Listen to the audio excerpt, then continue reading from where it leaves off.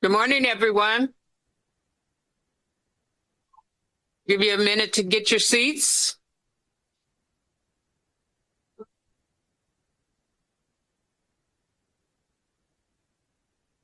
Good morning again. Thank you for joining today's meeting of the DNC's Rules and Bylaws Committee. I am Mignon Moore, and I serve as the co-chair of this committee alongside our distinguished colleague and long-serving co-chair Jim Roosevelt, who will not be with us today. But before we embark on our work, please join me in reciting the Pledge of Allegiance. I pledge allegiance to the flag of the United States of America and to the republic for which it stands, one nation, under God, indivisible, with liberty and justice for all.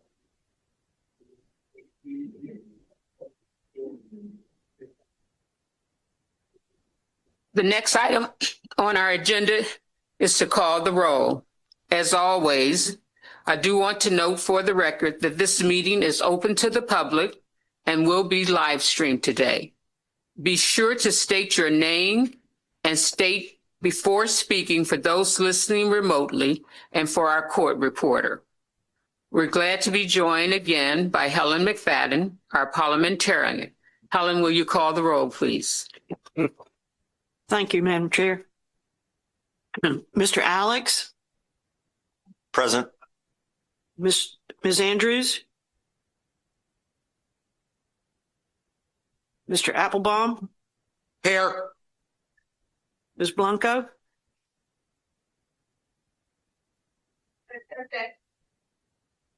Ms. Brazil? Aquí. Ms. Brown? Mr. Buckley? Here. Ms. Cardona? Presente.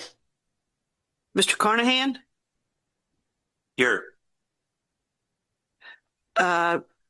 Ms. Conrad has given her proxy to Ms. Dugarala. Ms. Daughtry? Here. Mr. Davia Parnes? Here. Ms. Davis has given her proxy to Mr. Wynn. Mr. Devermont has given his proxy to Mr. Ray. Ms. Dingle has given her proxy to Ms. Moore. Ms. Dowdell? Present. Ms. Dugarala? Present. Mr. Eldridge? Present. Ms. Fowler has given her proxy to Ms. Spain. Present. Ms. Free has given her proxy to Mr. Murib. Mr. Goodman? Mr. Goodman? Present. Ms. Hernandez? Presente. Mr. Hicks? Mr. Wynn? Here. Ms. Kmark has given her proxy to Mr. Leon.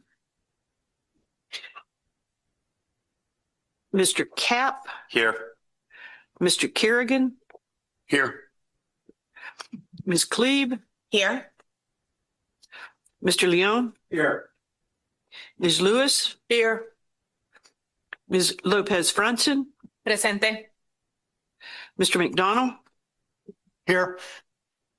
Ms. Monroe Moreno? Here. Mr. Munez? Here. Mr. Marib? Here. Mr. Ray? Here. Mr. Seltzer has given his proxy to Mr. Applebaum. Mr. Shea? Here. Ms. Spain? Here. Mr. Spate has given his proxy to Mr. McDonald. Ms. Schwecker has given her proxy to Ms. Daughtry. Mr. Thompson? Mr. Schreiber? Here. Mr. Unamoto? Mr. Verrett? Verrett has given his proxy to Ms. Brazil. Mr. Washington? Verrett. Mr. Washington? Here. Ms. Wheaton, Here. you certainly have a quorum. I'm going to go back. Is Ms. Andrews here? Okay. And Ms. Brown, is she here? Okay. You certainly have a quorum, Madam Chair. Thank you. We have a quorum per our charter. Oops, sorry. We have a quorum per our charter and bylaws. A quorum is 40% or 20 members present in person or by proxy. So before we get started today, I'd like to call on our chairman, Chairman Martin, who is joining us for remarks. Thank you, Madam Chair, and I really appreciate the chance to address all of you today. I know we have important business to get to, but I think it's important for us to reflect on what's happening in this country in this moment. Last Tuesday, I traveled to my home state to pay my respect to the 2 Minnesotans who were shot and killed by masked federal agents. I showed up in person to say enough and to support the incredible individuals and organizations who are out there on the front lines supporting their community. And I wish with everything in me that we were not having this conversation under these circumstances, of course. I wish Minnesota were not once again at the center of national pain and grief. But we are here because we must be, because silence is not an option, and because our communities deserve to be seen, heard, and defended. I want to begin by saying this plainly. Minnesota is being targeted, and it is being targeted precisely because it stands as a living, breathing contradiction to Donald Trump's racist, exclusion-first vision for this country. Minnesota represents the very best of this country, a multiracial democracy where people from every background build lives together, a place where neighbors look out for one another, coworkers, friends, strangers, not because it's politically convenient, but because it's who we are. A state rooted in the belief that everyone belongs, that dignity is not conditional, and that your humanity does not depend on where you were born, the language you speak, or the papers you carry. That inclusive, welcoming vision is a threat to Trumpism, and that is why Minnesota is in his crosshairs. But what Minnesota is enduring right now is not abstract. This is not theoretical. This is real, compounding trauma. And as someone who was born and raised there, I need to say this with honesty and heartbreak. My home state is hurting very deeply right now. In just this past year alone, Minnesota has experienced an almost unbearable amount of loss. We are still mourning the assassination of my dear friend Melissa Hortman, a public servant who loved this state with her whole heart, who believed fiercely in democracy, and who devoted her life to making Minnesota more just and more humane. Her loss left a hole that still has not healed in our state. We are still carrying the trauma many of you remember at our DNC meeting, the trauma of the shooting of Annunciation, another moment of senseless violence that shattered families in our faith community and reminded us once again how fragile life can be. And now we are grieving the killing of 2 innocent people, Renee Good and Alex Pretty, murdered in cold blood for doing what Minnesotans have always done, standing up for their neighbors. They're trying to help people who are being harassed, bullied, and terrorized by ICE. They were showing compassion. They were acting out of love, and for that, they were killed. There are no words that can fully capture the weight of that reality. 2 lives stolen, 2 families devastated, a community left asking and how and why this keeps happening. And all of this pain is reopening wounds that have never truly closed. Because as many of you in this room know, Minneapolis and the Twin Cities have not fully healed from the murder of George Floyd nearly 6 years ago, where the world watched in horror and in disbelief as George Floyd was murdered in the street by someone sworn to protect him. That moment changed Minnesota forever. It changed America forever. And it carved grief and rage and trauma deep into our collective memory, all of us, not just Minnesotans. So when people who are supposed to protect our communities once again kill innocent people in plain view, it doesn't just shock us. It brings all of us back to that same sickening feeling, the same fear, the same question. How many times must we witness this? How many names must we say? How many lives must be lost before humanity is honored and justice is real? And so look, as a Minnesotan, I feel an overwhelming sadness that my state keeps being asked to carry this burden, that our communities keep being tested by violence and cruelty. And I feel anger, righteous anger, that political leaders would rather exploit fear and division than protect people and uphold the most basic standards of decency. But I also want to be very clear about something here today. Donald Trump has overplayed his hand. The American people are watching federal power used to bully communities, watching innocent people die, watching fear wielded as a political weapon. And across this country, people are recognizing this for what it is. It's a dangerous abuse of power that threatens every single one of us.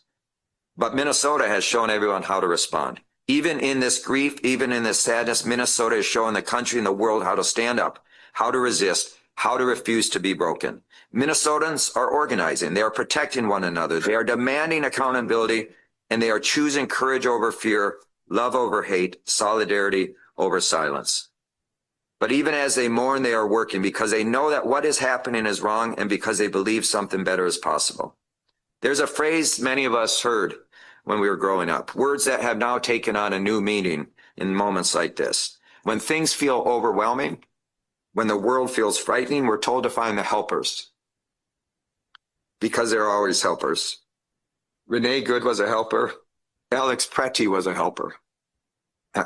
They stepped in when others were being harassed. They chose humanity. They showed us who we are called to be. So today and the days ahead, let this be our charge. Let this be our calling. Be good and be pretty, right? Be good and be pretty. Be the kind of people who show up. Be the kind of neighbors who protect one another. Be the kind of country that refuses to accept cruelty as normal.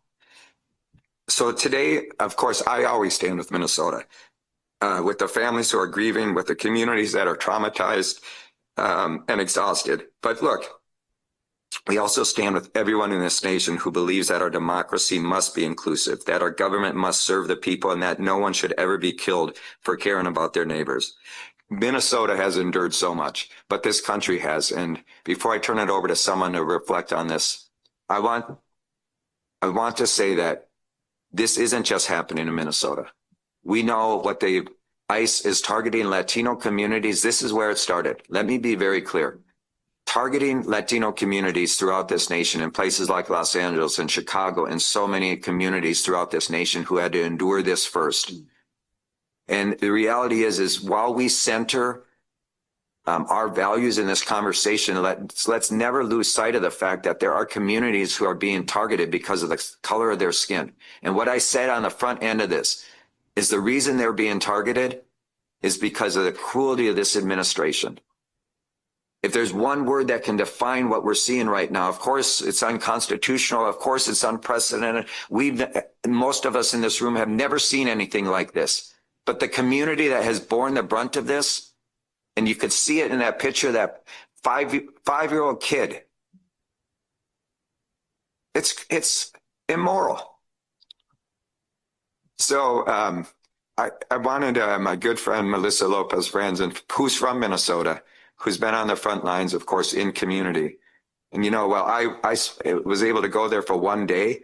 As much as I love being with all of you, as I said to you last night, I'd rather be back home in Minnesota, standing in community with people who are standing up for their neighbors. Senator Franzen, can you just take a moment to reflect, and then we'll get back to business. Thank you, and I appreciate the time, Chair Martin and members of this distinguished committee. We're going to go into business briefly here, but it is incumbent upon us why we do this work, why we're here. This is just one of the many tools that we have to defend our democracy, this party. And I take this job very seriously and the work with all of you. But I'd be remiss if I did not also acknowledge what's happening. And as a Puerto Riqueña, this is my home nation here in Puerto Rico. I've been in Minnesota 25 years, married a Minnesotan, have grown in Minnesota, have two little boys in Minnesota that are 9 and 10, and I am terrified with what's happening because every time I look at my communications, and I try not to because I know who got arrested yesterday from the media. I know who was protesting And every time someone is in danger, I fear that it's someone that I know personally. And unfortunately, it has become that norm that we know someone or someone that is in our neighborhood or someone in our schools. But I'll also mention the silver lining here. People care. And yes, the Latino community in Minnesota is about 350,000 out of 6 million people. It's not huge compared to some of your states, but it's significant, and they are stepping up and they are united more than ever. And everyone is united with them to protect them, to take kids to school, to stop at, watch on the bus stop, to watch, to give them food. Everyone has stepped up. And this should not be the norm. Unfortunately, we have to step up for our neighbors, but we live in a democracy, and here we are in the DNC to defend that democracy. So I want you to all also acknowledge, the people that are not able to speak. I'm a U.S. citizen. I'm still scared. I'm still carrying my passport because it says Puerto Rico. And I don't know where they would deport me, but certainly I know people who are being put in places and kidnapped and taken away within hours out of our state. And that's happening everywhere in our country. So we cannot be complacent in this moment. And I know a lot of us feel like we can do more. Do something. I think this is a time where we can all do something, whatever that is, whatever you're comfortable with. But certainly there are places you can volunteer with your houses of worship, your community organizations, donating money, just checking in with friends, because people are scared. They're hiding, and they're not just hiding in their homes. They're hiding away from their homes because they are being targeted by this government. And I'm trying to raise these two little boys in a country that I thought was a free country, that I thought I would be able to teach them respect and dignity of life. And I am really concerned of how I'm able to do that when our own government can't respect us and can't really acknowledge the dignity of human life. So with that, without further ado, I thank all of you for keeping Minnesota in your prayers. And we are in this together as our states in every corner of our country. And for those who are watching, who might not be political, who might not be a Democrat, this is just one of the tools that we have in our toolbox. And we invite all of you to stand with us in the process that we have in our country to duly elect our representatives. We have that option and that duty upcoming in this next election. And we invite you to join us to help us make sure that these elections are safe, that our neighbors feel like they are able to be part of this democracy, and that we're able to change the course of this country, because we can't afford not to. So thank you, Chair Martin, and thank you, everybody, for acknowledging this and indulging us. Thank you very much. Thank you, Chairman Martin and Lopez. It's really good to hear from both of you this morning to get us centered and to make sure we understand the task at hand. So we really appreciate you giving these remarks this morning. So I'd like to turn our attention to the members of the committee. It is wonderful, again, to see you all.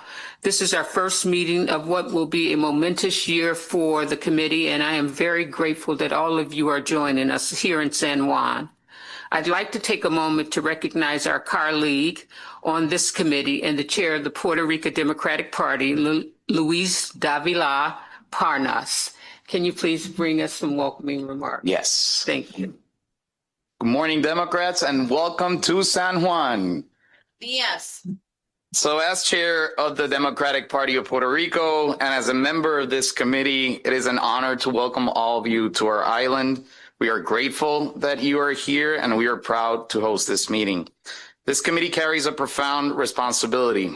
As we evaluate the 12 states that have applied for placement in the early presidential window, we are reminded that we are shaping not just a calendar, but the values that define our party: fairness, inclusion, accessibility, and meaningful representation. Those values matter deeply here in Puerto Rico. You see, Puerto Rico is home to more than 3 million American citizens, Democrats who believe in this party, who organize for this party, and participate fully in its presidential primary process. And while our votes in the general election do not count towards the Electoral College, Puerto Rico Democrats do vote for the president. In our most recent presidential election, 2024, Vice President Kamala Harris won Puerto Rico with 73% of the vote. 73%.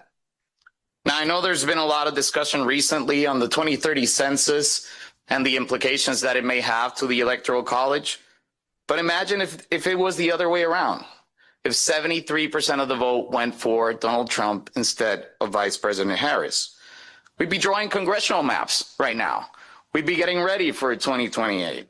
It's time to wake up, people. We cannot miss this opportunity again if we ever, when we get it back. This is our window. And even in these circumstances, Puerto Rico Democrats take this role very seriously. We mobilize voters in the mainland, we engage candidates, and we show up cycle after cycle because we believe in democracy and in this Democratic Party. So I would like to take this opportunity to make an important announcement, a historic decision that we have made as a party down here in Puerto Rico. We didn't apply for the early window, but for the first time ever, Puerto Rico will move its presidential primary from the traditional May or June calendar to Super Tuesday. Now, this was a deliberate choice, one that places Puerto Rico squarely within the most consequential day of the nominating process and ensures that our voters are part of the conversation when it matters most. And because Puerto Rico does not observe daylight savings time, we will also be the first jurisdiction to report results on Super Tuesday. So to all the members of the media who are tuning in to our YouTube channel, please make sure to send some correspondence down here because we'll be ready. We'll be ready to report those results. This moment represents progress and inclusion, but it also underscores an unfinished and urgent conversation. The question of full political equality and statehood for Puerto Rico. At a time when a case is pending before the United States Supreme Court that could weaken or dismantle key protections of the Voting Rights Act, we are reminded that voting rights are not abstract principles. They are lived realities, and in our case, lived absences. For the American citizens of Puerto Rico, the denial of equal representation, equal voting power, and equal participation in our democracy is itself a voting rights issue. The Democratic Party has long stood for the principle that democracy is strongest when every citizen's voice carries equal weight. That principle must apply fully to Puerto Rico. And before we begin our official business, I would also like to take a brief moment of reflection as we gather here to conduct the important business of our party. Just outside these walls, members of our community, our Dominican brothers and sisters, are facing detention, arrest, and deportation. They are an essential part of Puerto Rico's social, cultural, and economic fabric. The reality reminds us that while our procedural work is critical, we must remain grounded in compassion and the challenges that we face today. So it is in that spirit that I welcome all of you to Puerto Rico. Thank you for your leadership, your service, and your commitment to a Democratic Party that strives to reflect all of its people. We are honored to host this meeting, and we wish for all of you a productive and meaningful session. Thank you. Thank you, Luis, for those powerful remarks. We are incredibly grateful for your hospitality here today. Members of the committee, in the months ahead, the body will draft and present the delegate selection rules for the 2028 presidential nominating process. This document is what we will establish the main rules that will establish the main rules for how delegates to the National Convention are to be selected. These rules are used by each state and territory as the basis for their own plan for selecting delegates. We will also draft and present the 2028 call to the convention. The call will specify the number of delegates and alternates each state and territory will elect, as well as the number of members each state and territory will have on their 3 convention standing committees. The call will also include the temporary rules of procedure for the National Convention, which are used by the Convention's Rules Committee to establish the Convention's permanent rules. Finally, we will approve the regulations which further defines aspects of the rules and call, along with a model delegate selection plan and checklist.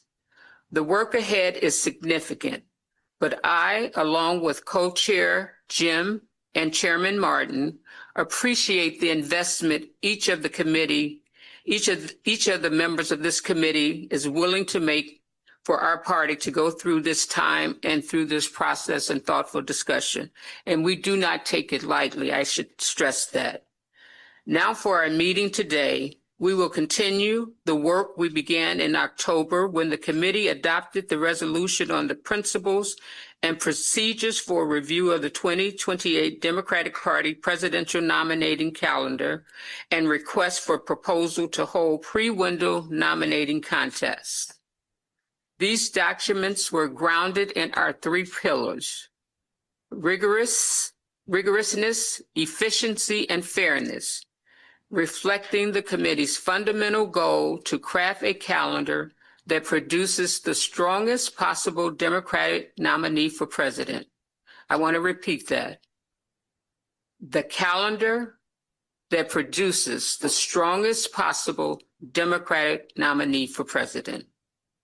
And as a reminder, we will be selecting no more than one state from each region, as defined by the DNC charter and bylaws, with the option of one additional state.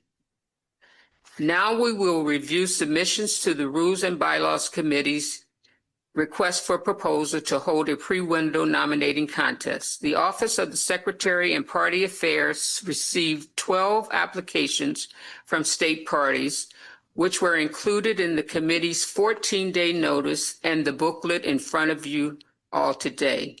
The RFP submissions are as follows.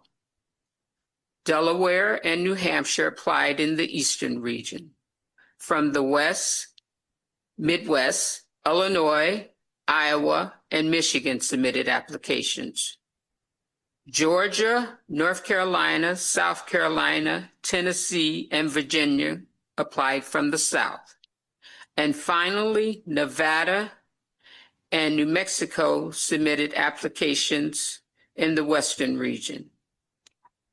We will review each state's application in alphabetical order, beginning with the Eastern states, followed by the Midwest, South, and ending with the West. As we go through these presentations, we will ask staff to provide a brief overview of each state's application. We will then seek a motion to issue an invite for the state to present for the purpose of beginning discussion. We will make the affirmative motion each time an application is considered.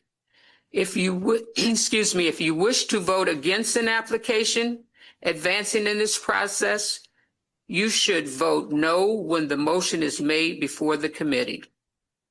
In order to complete our business on schedule, I would advise that we spend no more than 25 minutes discussing each application.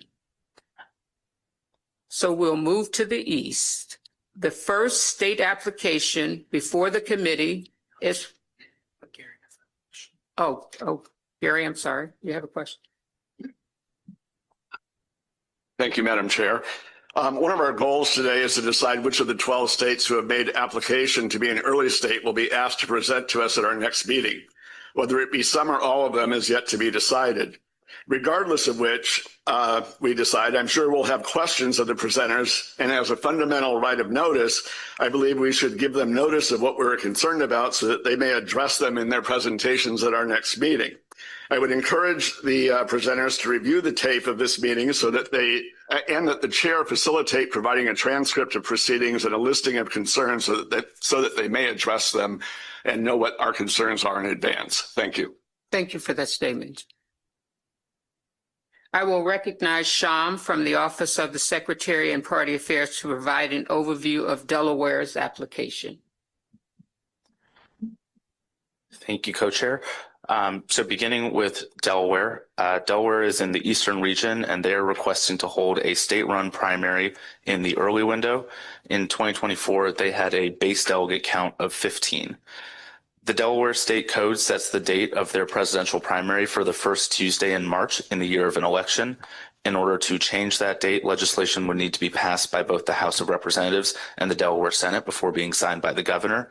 The governor of Delaware is Matt Meyer, a Democrat. The Delaware House of Representatives is controlled by Democrats with a 26-15 majority. The Delaware Senate is controlled by Democrats with a 15-6 majority. A Democratic candidate can secure ballot access in Delaware by becoming eligible to receive payment from the presidential primary matching payment account of the IRS, of the Internal Revenue Code, or by filing a petition for presidential candidates to secure ballot access status with the state election commissioner bearing at least 500 valid signatures of registered Democratic voters in the state of Delaware. The filing deadline for candidates is 60 days prior to the date of the primary election.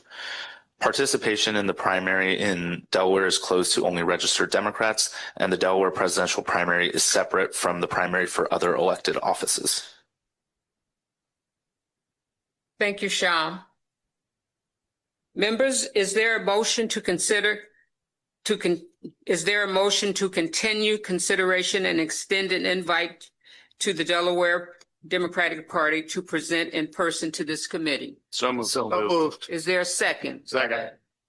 A motion to invite the Delaware Democratic Party to present has been properly made and second. Thank you. Members, the floor is open for discussion. Please turn your name tents vertically in order to be recognized. If there are specific sections of the application you would like to reference, please say the page number so that the correct page is displayed on the screen so your fellow committee members can follow along. Staff, please track the members who wish to be recognized. David? I actually have a question for all of the applicants, and I'll just do it with Delaware and we can pass it on. One of the things I remember clearly from the last time we did this was Chair Martin. He was still Chair Martin then, but he was chair of a state party as opposed to the DNC, emphasizing the spillover media from Minnesota and how advertising in Minnesota would affect early on voters in adjacent states. And I'm curious with respect to each of these states, how their media markets and how campaigning in those states may actually provide an early start to key states that may be adjacent to them or in their media markets. I think it's evident from some of the presentations, and it may even be in this one, but with this volume of paper, it would be worth emphasizing. That said, from my point of view, I think we should advance Delaware to the next stage. Thank you. David, and then Keith, Stuart, and Andre in that order.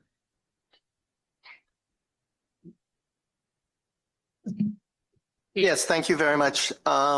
Similarly, I have a question that probably, depending upon each of the proposals, because some of them identified caucuses within their state, but I think universally, I think it's very important as we seek to win back the White House that's rightfully for the people, that we recognize that part of our infrastructure in getting the next president of the United States elected is for the states to work really closely with both the national caucuses as well as if they have state caucuses, that they work with them as well. And if they don't have caucuses, this is a great opportunity for that organization to take place. As I recall, looking back at Georgia as an example, Fair Fight did a phenomenal job, and we have 2 U.S. senators from Georgia because of a similar kind of effort and concept. And I think we should look at that, adjust it, or have those states adjust accordingly with their demographics so that we will win back the White House, flip the U.S. Senate, and take back Congress.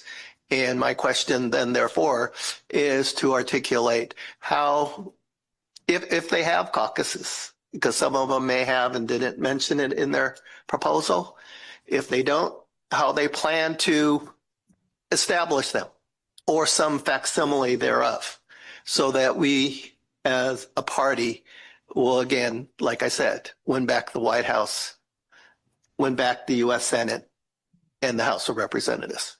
Thank you. Thank you, Keith. Stewart? Thank you, Madam Chair.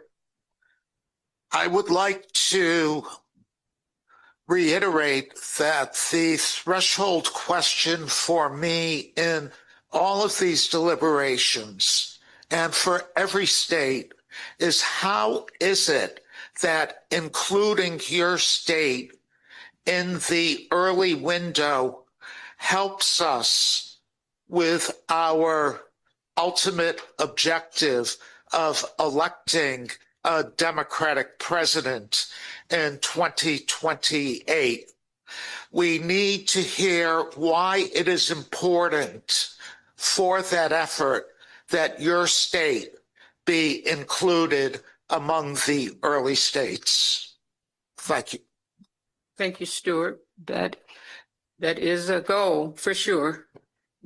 Andre? Thank you, Madam Chair. This is a question just specifically for Delaware themselves. They indicated that they have automatic voter registration, but they're a closed primary. And my question for Delaware would be, when is the deadline for a voter to be able to affiliate with the Democratic Party in order to be able to participate in the primary?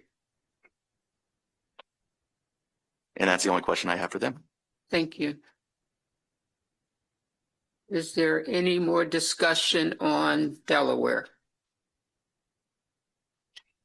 Jane? Thank you, Chair. A couple things that I want to bring up and this would be relevant to all of the states, which is why I'm happy the states will get a transcript, and I think staff will also be kind of documenting things because some states may be watching only their state and they may not realize that we're asking questions in some of the states for all kind of state parties. So I'm deeply appreciative that the staff are taking that step. On voter registration specifically, Delaware has automatic voter registration, which, some of our states do, some don't. I see this process of our early window of primary states as an opportunity to register a lot of Democrats.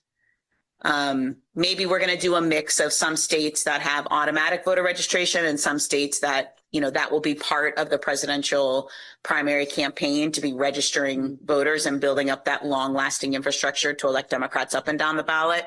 So I think I just want to make sure that when states are giving their presentations, they're making the case on if they don't have automatic voter registration, how are they going to work with the presidential campaigns to engage in a robust, clear plan to register more Democrats, including bringing independent friends back over to the Democratic Party who might have been registered by a C3 or a C4 group and didn't have that initial engagement with a Democratic leader asking them to be part of our party. We've lost a lot of ground in the last 20 years because C3s and C4s have had the vast majority of money to do voter registration, and it hasn't been partisan voter registration.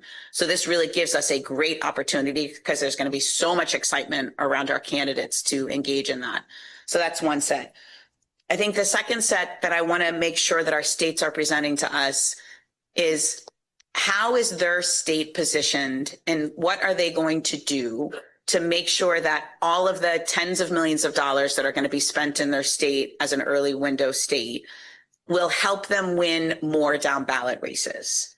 Sometimes we think of this process as only electing our president, which is of course our main goal in getting them ready to run a national campaign. But we really need to make sure that this money is also helping leverage down ballot races. So I would like the early states to really think creatively about that. Mm-hmm. Thank you, Jane. Andre Washington. Thank you, Madam Chair, Chair Martins, and members of the committee. My name is Andre Washington from the great state of Ohio. My question is for all of the states, and I would like to know, how will you make sure rural communities feel seen and engaged in your plan and not overlooked? Thank you, Andre. I'm sorry, I do have another question, Madam Chair. Why having your state go early better positions us to win in 2028? Mm-hmm. Thank you. Thank you. Chair Brazil? Thank you, Madam Co-Chair Moore. For over 60 years, this party has stood on the principle that every American deserves access to the ballot box. We know that the current administration is attempting to undermine the Voting Rights Act and undermine states' authority over their voter rolls.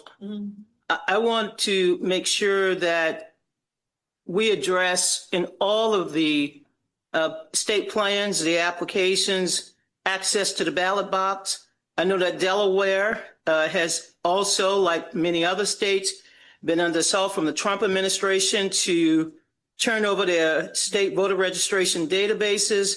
So I would like to make sure that we know of any ongoing litigation, any challenges to early voting, vote by mail, any other important legal challenges, as well as some of the political considerations that we should also take into consideration as we look at these state plans. Thank you. Thank you. Frank? Frankly, on DC. Also, as we look at these state plans, it's important to consider the feasibility of the state participating in the process. We're not really drawing on a blank slate here. Some states have primary laws and rulings that put their state in the pre-window period. Others have it, statutes and so forth that put them in the post-window period. In the case of post-early window period. In the case of Delaware, as Sham noted, they would have to move their primary, but they have a Democratic trifecta that would probably be able to do that. But for each of the states, some cases it's going to be harder than others. But we can discuss that as we come to the specific states. But that's something that I think we need to focus on too. That's my thought. Thank you. Is there any further discussion on Delaware? Hearing no further discussion, we will move to a vote. All in favor of moving Delaware into presentation, say aye. All opposed, please say no. The ayes have it, and Delaware moves. We'll now move to New Hampshire. The next application before this committee is from the state of New Hampshire to hold a pre-window state-run primary. Before I entertain a motion, I will recognize Sham from the Office of Secretary and Party Affairs to provide an overview of New Hampshire's application. Sham. Thank you, Co-Chair. Our next application is from the state of New Hampshire, another state in the eastern region. They are requesting to hold a state-run primary. In 2024, their base delegate count was 20. The New Hampshire Secretary of State is required by statute to select a date for the primary that is 7 days or more immediately preceding the date on which any other state is holding their primary. Candidates may access the ballot by paying a $1,000 fee to the Secretary of State or by filing 10 petitions from each of the 10 New Hampshire counties. New Hampshire has a semi-open primary where registered Democrats and independents are permitted to participate, and the New Hampshire presidential primary is separate from the primary for other offices. Thank you. Is there a motion to continue consideration and extend an invite to the New Hampshire Democratic Party to present in person to this committee? So moved. Is there a second? A motion to invite New Hampshire Democratic Party to present has been properly made and second. Thank you, members. The floor is open for discussion. Please turn. I'll keep stating this 12 times so you guys can be sure. We want to hear from all of you. Please turn your name tints vertically in order to be recognized. If there are specific sections of the application you would like to reference, please say the page number so that the correct page is displayed on the screen and so your fellow committee members can follow along. Staff, please track the members who wish to be recognized. We're open for discussion.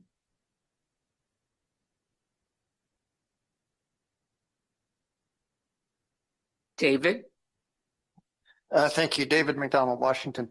I intend to vote to advance this application, and I do want to take a moment to say I think it's a much better application than last cycle. Reflects a lot of good work, and I want to commend both Joanne and Ray, who I'm sure were involved in it on the presentation. Andre, too. One thing that caught my eye when I was going through it on page 32, if I recall the page correctly, in any event, I was surprised, and maybe I should have known this, that New Hampshire has no income tax or sales tax. The point was made that it made campaigning cheap, but it also gave me some pause as to whether, as a state, it had an anti-tax bias that might be somehow influential in terms of steering our candidates when it's up front in the process. And I want to say my state has no income tax, and I know it's quite possible to be a very blue state with no income tax. It's also the case that the Democratic Party has been trying to get an income tax for years because sales tax is regressive. But the absence of both the sales and an income tax makes me wonder how regressive the tax structure is in New Hampshire, or alternatively, how social services are provided for. I don't think it necessarily is determinative of the application, but I do think it would be worth highlighting why that should be early in the mix in terms of affecting our candidate questions and answers. Thank you, David. Andre T. Thank you, Madam Chair. Andre Treiber from Texas. I have a couple questions for New Hampshire. Okay. First, since as indicated that they in their statute, have their can move their date around. What is the deadline for a candidate to actually appear on the ballot, considering that election day is up in the air according to their statutes, especially since we saw in 2020 that there were some very, very late entering major candidates. I'm curious about that. Another question is about the semi-closed nature of their primary, in that registered Democrats can go vote in the primary, but then also anyone that's registered independent. I was curious what percentage of the breakdown of Democratic primary voters are registered Democrats versus independents that chose that day to vote in the primary. And then the last one was one of the arguments that is made is that being an early state helps in the general election, which is an argument that I care about a lot. That's one of the things I weigh heaviest. But I was curious because in 2024, New Hampshire still stayed blue and held the state despite not getting any early state campaigning from, to be honest, admittedly an inactive primary campaign in 2024. So what I would be interested in is if there's any down ballot data of backsliding they saw beyond the presidential ticket then, since they were still able to hold the presidency despite not being, an early primary state that year. So those would be my three questions for New Hampshire's presentation. Thank you. Thank you, Andre. And for those that are listening and for those that are in the room, these are all very good questions, even starting with Delaware. So I hope that people will take this transcript after this is done very seriously and really go back and really track what the members are asking, because they're incredibly good questions. Frank? Yeah, frankly, on DC, just to follow up on my other point, New Hampshire is in the situation where the statute allows the Secretary of State to pick the date, and Secretary of State has made it clear that he will pick a date within our early window. That doesn't bind us to recognize that primary, and in fact, 4 years ago we did not. So New Hampshire needs to make the point that it should go first, not just because there's a statute that says that or because it traditionally does that, but because it has other things to offer. And I agree with David. I think the proposal really does that. It does a really great job, and to me, in explaining why New Hampshire, aside from those other issues, deserves a shot at the early process.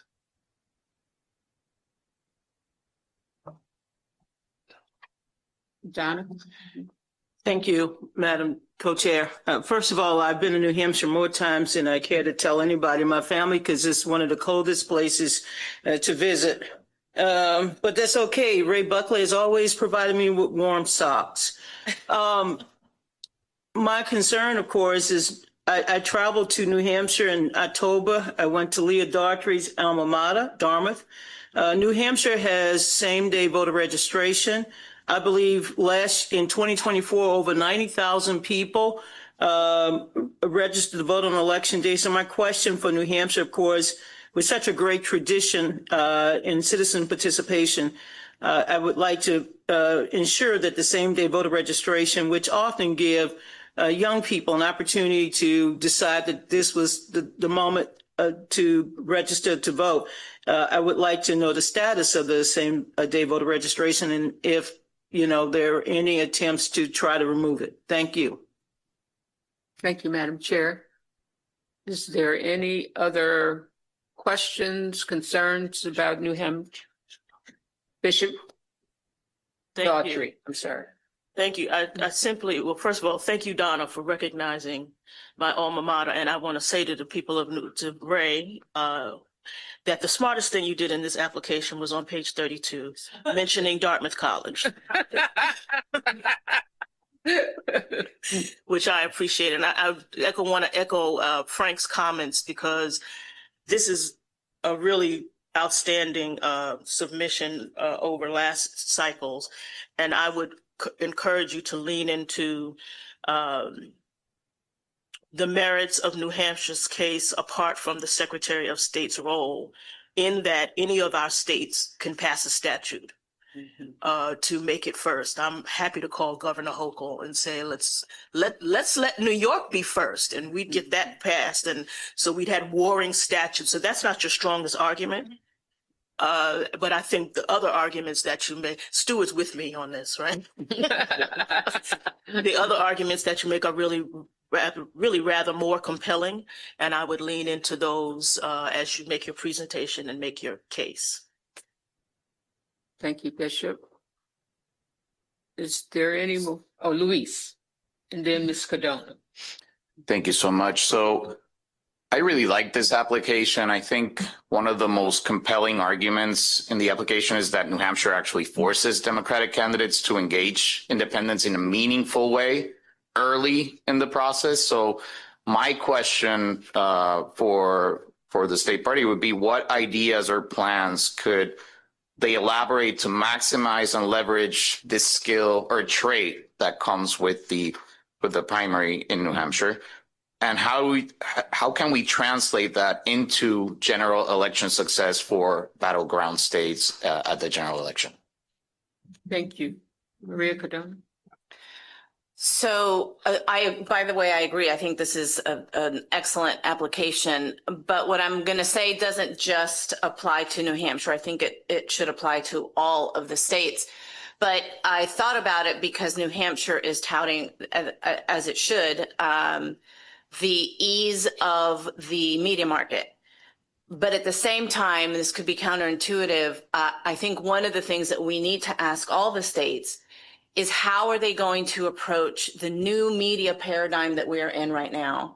And how are they going to ensure that we reach people that don't traditionally watch the channels that we're all used to? And I know that has been historically one of the things that we have asked our presidential candidates to do. But one of our biggest challenges that we really just got trounced on in 24 was our ability to reach new voters in new mediums, in new ways that have nothing to do with legacy or traditional media.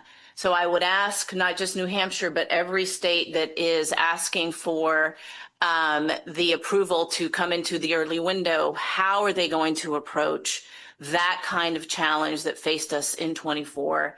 And that continues to change literally every day in terms of how to reach these new voters in these new mediums, new channels, and in new ways. And I would also add, in just a non-biased way, how do we continue to reach out to young people as we're thinking about new media and the ways that they track and follow politics? Ray? Thank you, Madam Co-Chair. This comment is made to the smartasses in the Republican Party in New Hampshire that are probably saying, why is Ray Buckley being silent? And I just, if you could remind everyone on that this is about the plan and our presentation will be coming later on. And yes, I'm talking to you, Joe Sweden. Okay. Well, he raises a very good point. We do have several members of the RBC that are on the committee and their applications are before us. We are not discouraging you to speak up, but we are stating for the record that this is not the formal presentation. We are reviewing the plans. The committee is asking very thoughtful questions. And so, but if you feel inclined to speak, you're certainly welcome to do so, but not give a presentation. David? Following up on Maria's comment, it occurred to me in reading these, there's a lot of emphasis on what the television markets are, how much the media cost is, and it might be useful for all of the states to let us know what their digital markets are, what their internet infrastructure is, where the pockets are, how the state parties reach out in those domains, what the advertising costs are in those connections as a supplement to the media package. Because one thing I certainly heard a lot about after the last election, but I suspect others did as well, is how much television advertising went, how much commissions probably went for buying the television advertising, and how ineffective the television advertising was compared to all of the social media targeting that the Republicans did, and all of the sales of gimmick merchandise to get people on lists and so on and so forth. That we really should, I think, pay attention to whether the state has got plans for actually having this primary be in the 21st century. Thanks. Agree with that. Is there any further discussion on New Hampshire? Hearing no further discussion, we will move to a vote. All in favor, please say aye. All opposed, say nay. The ayes have it, and we'll move New Hampshire to the next level. We'll now move to the Midwest. Full disclosure, Illinois is my home state, but I'm not representing it today, although I love it, so I will put that on the record. Now in the Midwest, the first state application before this committee is from the state of Illinois to hold pre-window state-run primary. Before I entertain a motion, I will recognize Will from the Office of the Secretary of Party Affairs, Secretary and Party Affairs, to provide an overview of Illinois' application. Thank you, Co-Chair. The state of Illinois is from the Midwest region as it applied to hold a state-run primary. In 2024, the state of Illinois had a total of 128 base delegates.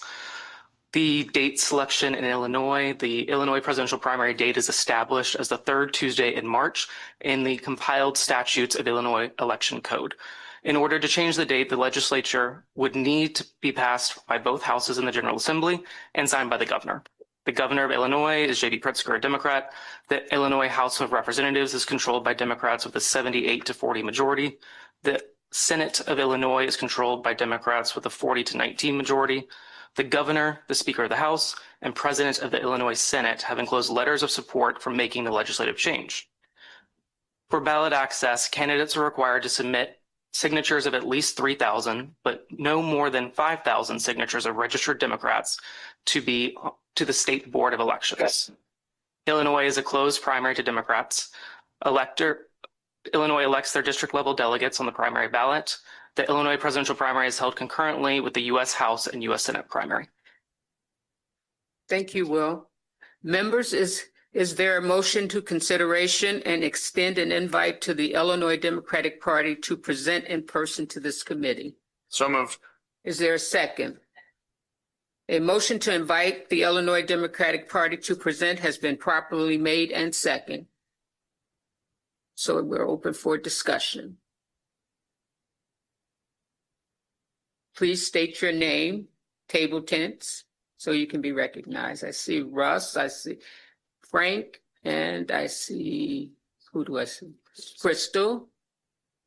So we'll start with Russ. Thank you, Madam Co-Chair. Russ Carnahan, Chairman of the Missouri Democratic Party, proud Midwesterner. I think one of the things I'd like to know as a Midwesterner, certainly many Midwestern states are key swing states. Other states like my own, Missouri, we certainly are rebuilding and growing our party and its impact. And so I think one of the questions I'd want to know, especially from all three of the Midwestern states, how what they're doing in that state can resonate among other Midwestern states, particularly those Midwestern swing states. Thank you, Frank. I'm sorry. Thank you, Russ. Frank? Yeah, frankly, on DC, this is an issue that applies to other states as well. I mean, one of the criteria I think we're looking at, sort of to simplify it, is we would prefer to see battleground states, perhaps, because number one, somebody who can win in a battleground state is somebody who maybe can win in November, plus it lays the groundwork for November. So states that are blue, like Illinois, or states that are red, like Tennessee, I think should consider addressing how they fulfill that issue, even though they are not battleground states. Thank you. Crystal? Thank you, Madam Co-Chair. Crystal Spain from South Carolina. I see that, excuse me, Illinois has kind of talked about their issue, but I think it's going to come up with some other states. So I'll ask this question now. In just about every state, the Republican and Democratic presidential primaries are held on the same day. I would like for them to give us some information on the process used by the Republican Party to set their dates. And if we move a state's primary, what would have to happen to get both parties onto the same day? What would happen if the Republicans refuse to move? I know our state allows for us to choose our own dates, but I think that we're unique in that process. Thank you, Crystal. Keith? Yes, as a son of an Adlai Stevenson Democrat and born in Chicago, like to kind of acknowledge how Illinois articulated how it would help the battleground states, but at the same time, I think this probably goes across the board with other states. I'd be particularly interested to piggyback on what I said earlier from all the states on caucuses, but in addition to that, how they are going to build their respective party infrastructure more explicitly. I mean, there's inferences, and maybe we're making assumptions that all of what they're articulating is part of their party infrastructure, but I really like to know how it really ties. Are these things that are just because of the candidates, how they're going to bring the candidates into the fold, win or lose, as our nominee, so that we come as a unified force in the November general election? Thank you. Frank? Thank you. I just wanted to follow up on Chair Spain's comments and maybe bring the committee up to date as best I know as to what the Republicans are up to. I mean, in the past, we've been able to coordinate with them when we added Nevada and South Carolina. They added Nevada and South Carolina. That was at a time when we could talk to them. My understanding is that time is no longer operative. But what they did is in their 2014 convention, their 2024 convention, they adopted their procedural rules, and they're sticking with Iowa, New Hampshire, South Carolina, and Nevada as the pre-window states to hold primaries between February 1 and January 1 and March 1. They can change those rules, though. They can add another state if they wish. But the deadline for that is September 30th of this year. So as we proceed with some of the states that do need to make changes and rely on Republicans to make those changes, we want to know from those states what practically they are doing to make that happen. And I don't know that it's necessarily out of the realm of possibility that some states, one state in particular, might make that change. I don't know. But that's the process. If in fact there isn't the change, then they have penalties in their rules reducing significantly the number of delegates the state has if it participates in a primary that's not recognized.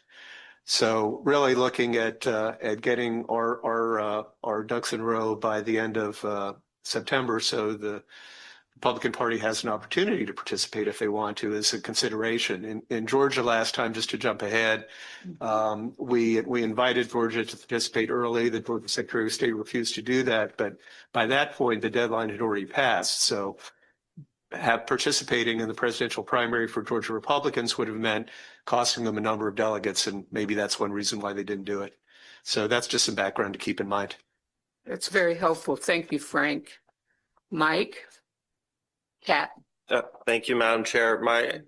This isn't limited to Illinois, but I do have a general concern about early window states that are expensive for campaigns to compete in, especially for, shall we say, more grassroots candidates. Thank you.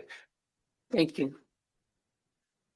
Is there any further? Oh, I'm sorry, David, then, and Lisa. Yeah, David McDonald, Washington.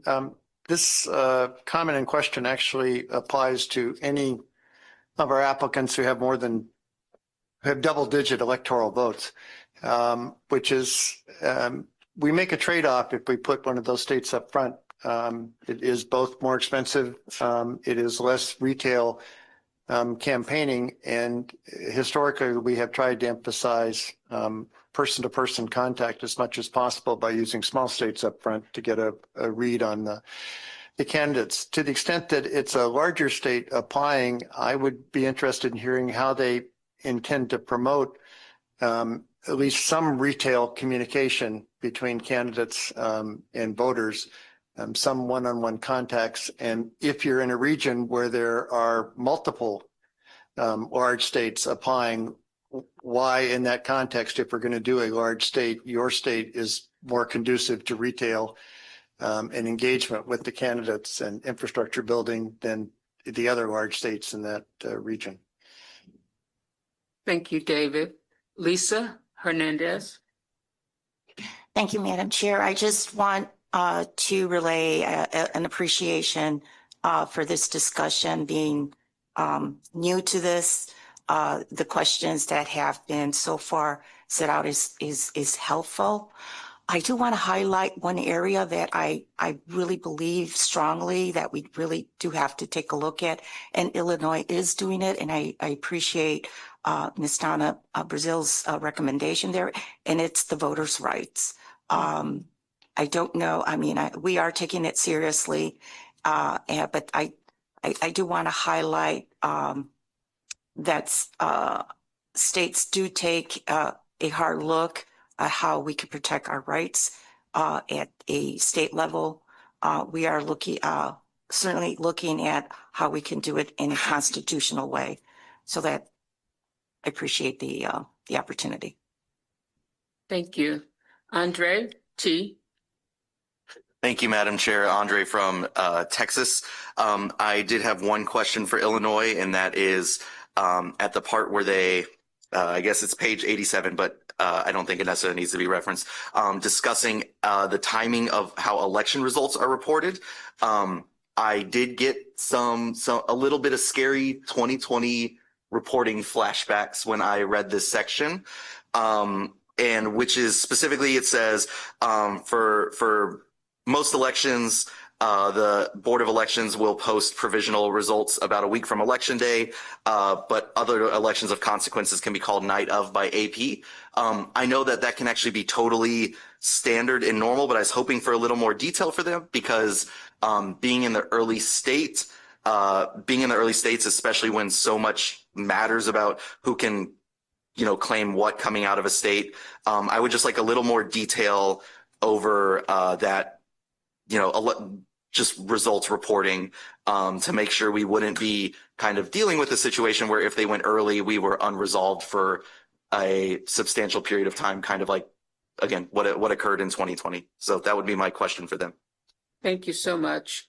Chair Brazil? Oh, I'm sorry. I was going back to my dear sister referenced my point about Illinois. Illinois has one of the most progressive access to the ballots in the country. And I just want to applaud the State Labor Federation and civil rights groups for standing with Governor Pritzker and others to push back the challenges of the Trump administration, which, again, Illinois is one of those states that is being pressed to give up their state voter rolls. And again, as in all of the states, I would like to make sure that we can address these questions in the application process, because if they somehow or another lose their court challenges, this could upend decades of Illinois being able to provide access to the ballot box for all of its citizens. Thank you so much. We have Andre Washington and then Sister Hernandez again, and Ms. Cardona. Thank you, Madam Chair, members of the committee. I guess this question is to the committee members here today, just for knowledge for me, because we've been talking about, the distinguished gentleman down here talked about affordability, if able to compete in large states versus small states. And then on the other hand, we talk about diversity. I just want to know, when I vote, how do I merge the two? Is it diversity? Because if we talk about a state that is smaller and is more affordable, but they don't look like America, or they don't look like the Democratic Party, and they're not that diverse, that's my question for the committee. How do we balance the two? Does anyone want to try to answer the question, or are you making a general statement? It's a statement, Madam Chair. Okay. We can talk off records. We don't have to do it today, but that's just a question that I have. I don't know if anybody else has that question, but being new on this committee, I just want to know, when I vote, how do I balance the two if the state is affordable, but it doesn't look like me? I think Chairwoman Yvette wants to comment on that, so I'll acknowledge her before. Lisa, your hand was up and down, so you're good. So thank you. So Yvette Lewis, Maryland, I think that's up to each individual state in their presentations to help us understand, so that you don't have that ambiguity in your mind in terms of how to make that determination. Because one of the things that I would ask, especially of traditionally red states, is how they intend to increase Democratic participation across the board, diverse and otherwise, how they intend to leverage being in the early window to increase that participation. So I think that that's something that the states in their presentations should be mindful of as they are coming before us, to make sure that they answer those questions and cover those bases. I think the last time around, many states were able to do that. But it's just something that should be maybe all of the states should have as part of their consideration when they come before us. Thank you. Frank? I'm sorry, Frank. Actually, it was Maria, then Frank. I apologize. I had a response to Mr. Washington. Oh, sure. Okay. Go right I'm ahead. I'm sorry. Go ahead. Yeah, just quickly, it's also important, I think, to consider that consider these not just state by state, but that we're adopting a group of 4 or 5 states. And so some states might have a strong point on one, others in the other. We're starting traditionally with smaller states, but then ramping up to bigger states, what we did 4 years ago in Michigan. So I think you should take a look at it as a whole, not just as by individual states. Sorry, Maria. Thank you. Maria Cardona, District of Columbia. I wanted to bring this up. It reminded me when we started looking at Illinois, because Illinois is clearly one of the states that has been targeted by Trump and Republicans, but this applies to all states. And obviously it came to mind when the chairman was talking about the horrors that are going on in Minnesota. But just to remind everybody that this is going on across the country. And I fear that, given that what we do is going to become more public and going to become more political as we move forward in choosing our states that are going to be in the early window, I do not, take it out of the realm of possibility that our states, whether it's 4 or 5, will become even more targeted by Trump and Republicans for whatever shenanigans they are planning for the 2026 and then definitely the 2028 elections, to be, parts of whatever scheme they're going to come up with. And so I don't know if this is something that should be officially part of their presentation, but I do think it is something that these states need to realize, understand, and maybe even publicly address preemptively in terms of how they're going to protect themselves, their constituents, their voters that have been the targets of what we know the horrors have been. Perhaps talk about the civil rights organizations that have been so active in the states that have already been targeted. Are other states that perhaps haven't seen, as much targeting, but will if they become part of the early state window? I just want to bring this up as an issue because we are in a completely new political paradigm, sadly, right now. And I just want all of us to be extremely vigilant and extremely aware of the focus and the emphasis that these states are going to attract as we move forward. Thank you. And I think that's a very important point. And I'd just like a point of personal privilege, and Lisa will attest to this. During the convention, we had different scenarios that we had to deal with. But I tell you, what gets you, and this should be note to the states, you really do have to work with, unfortunately, in this environment, you have to work with law enforcement, you have to work with your stakeholders, you have to work with everyone, and you cannot take anything for granted. And we were just blessed to have a governor and a mayor who understood the environment, because I think what she suggested is you have to do a new environmental scan around your state as well. Joanne? Thank you, Madam Chair. I actually, my question was already answered by Yvette and Frank, that this is a story that we're telling, and it's not an individual state that has to tell the whole story of the country. That's correct. Thank you. David?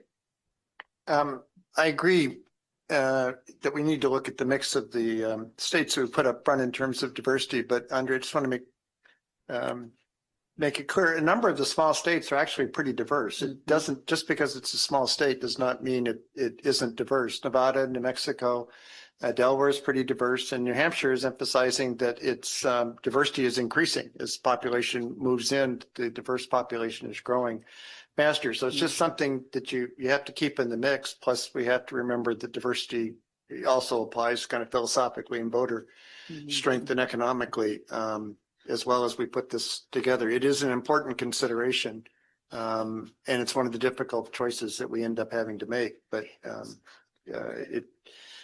it's there. Thank you. Danielle? Thank you, Madam Chair, and thank you, Maria, for the comments that you made. My career was in law enforcement before going into politics, and asking the states, and our state, Nevada is one of the states who have submitted. Nevada is one of the states who have submitted, but yeah, is that better? Yes. Okay. Nevada is one of the states that have submitted, and when we talk about sharing in when the states come before us to make our presentations, yes, I'd like to know that they have a plan in place to protect their voter files, but my ask would be that the states not disclose all of the details of what those plans are. When we talk about being targeted, we know that there are Democrats watching us now, but there are also Republicans watching us right now. And when the states come before us to give their presentations, if they give all those details, then they're giving the playbook to the enemy. So I'd like to know that those states do have a plan, but I ask that we don't ask them to disclose specifics of what those plans are, because that puts them even in more jeopardy by doing that. As a former law enforcer, we will take that under advisement. Thank you. Yvette? Yeah, amen. That's what I was going to say, because just like we have a transcript they have a transcript too. They have access to every single thing that we're saying right now, who's saying it, where they're from, because we're announcing who we are and our states. And I think that we should really have a plan of action, a best case scenario and a worst case scenario in the event that information that we discuss, because we are open and transparent, we cannot have it weaponized against us. So thank you. Mm-hmm. Donna? Madam, I recall my years of being a campaign manager and the fact that I once told one of my colleagues that if he failed to get Al Gore on the ballot in all 50 states, that I would fire him. Well, we got on the ballot, but Illinois was one of those states in the primary process where we had to make sure we had the right people, the right petitioners to get on the ballot. And if I recall, David, I don't know if this is during our tenure, in the 2004 cycle, we had to encourage state parties to help us help the candidates. So while we talk about money being a barrier, in some states with the petitions requirement, I'm not picking on Pennsylvania, I'm not going to pick on New York, I'm not going to pick on a bunch of states here since they're not applying. But Illinois, if you're applying, I want to know about how we ensure that every candidate have access to getting on the ballot with regards to the petition requirements. Thank you, Chair Brazil. Is there any further discussion on Illinois? If there's not, we will move to a vote. All in favor of moving Illinois to the next level, say aye. Any opposed? The ayes have it, and Illinois will present. We'll now move to Iowa.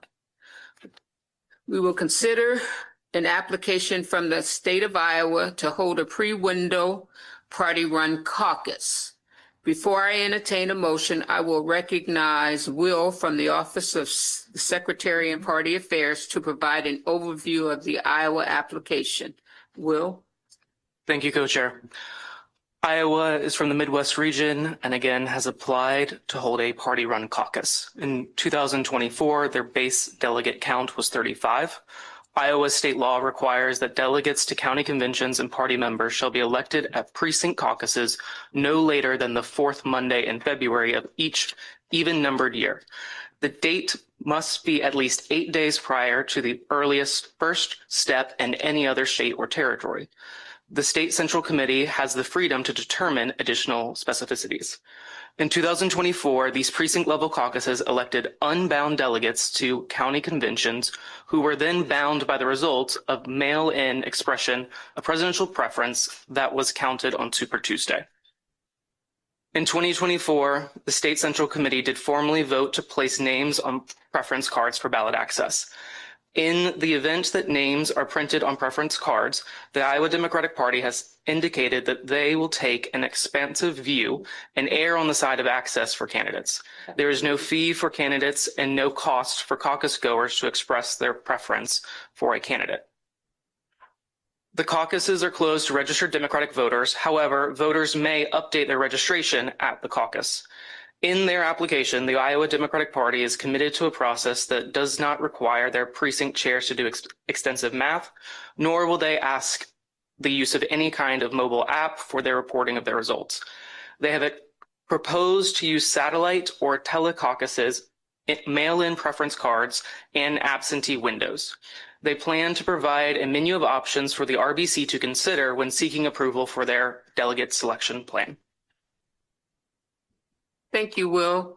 Members, is there a motion to consideration and extend an invite to the Iowa Democratic Party to present in person to this committee?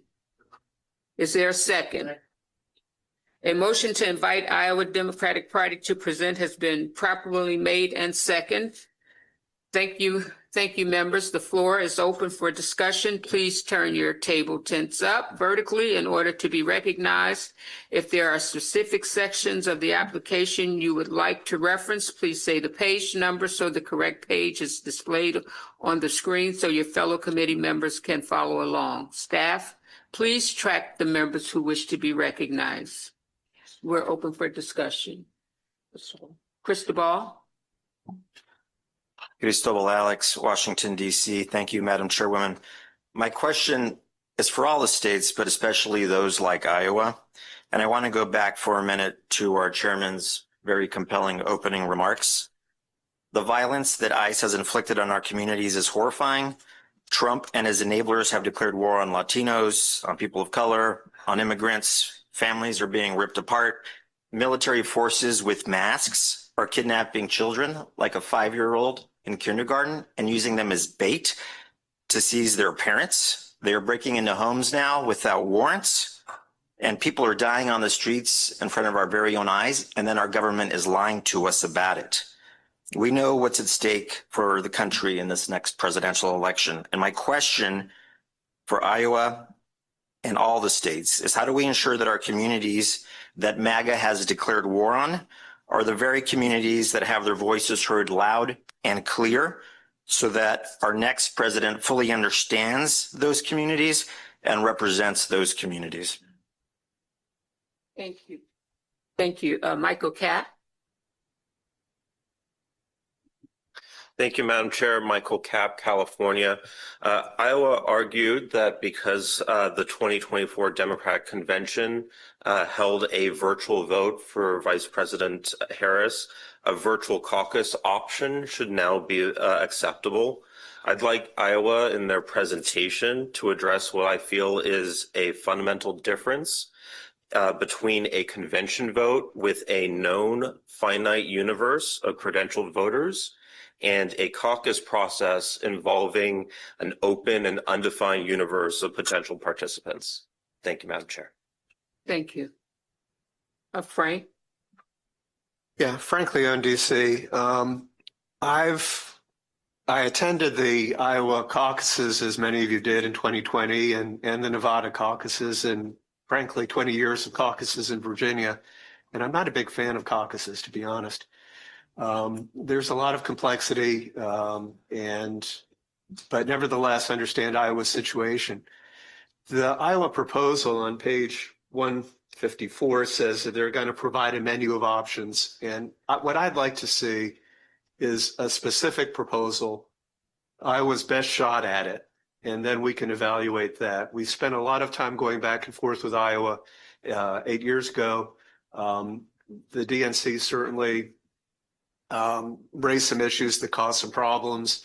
There's a lot of issues that went on there, but I don't think we want to spend a lot of time trying to fine tune it or figuring out with Iowa what's best. I think what we need to hear from Iowa is this is what we want to do, and then this committee will fairly consider it and make a decision. Thank you, Frank. Is there any further discussion on Iowa? Hearing no further discussion, we will move to a vote.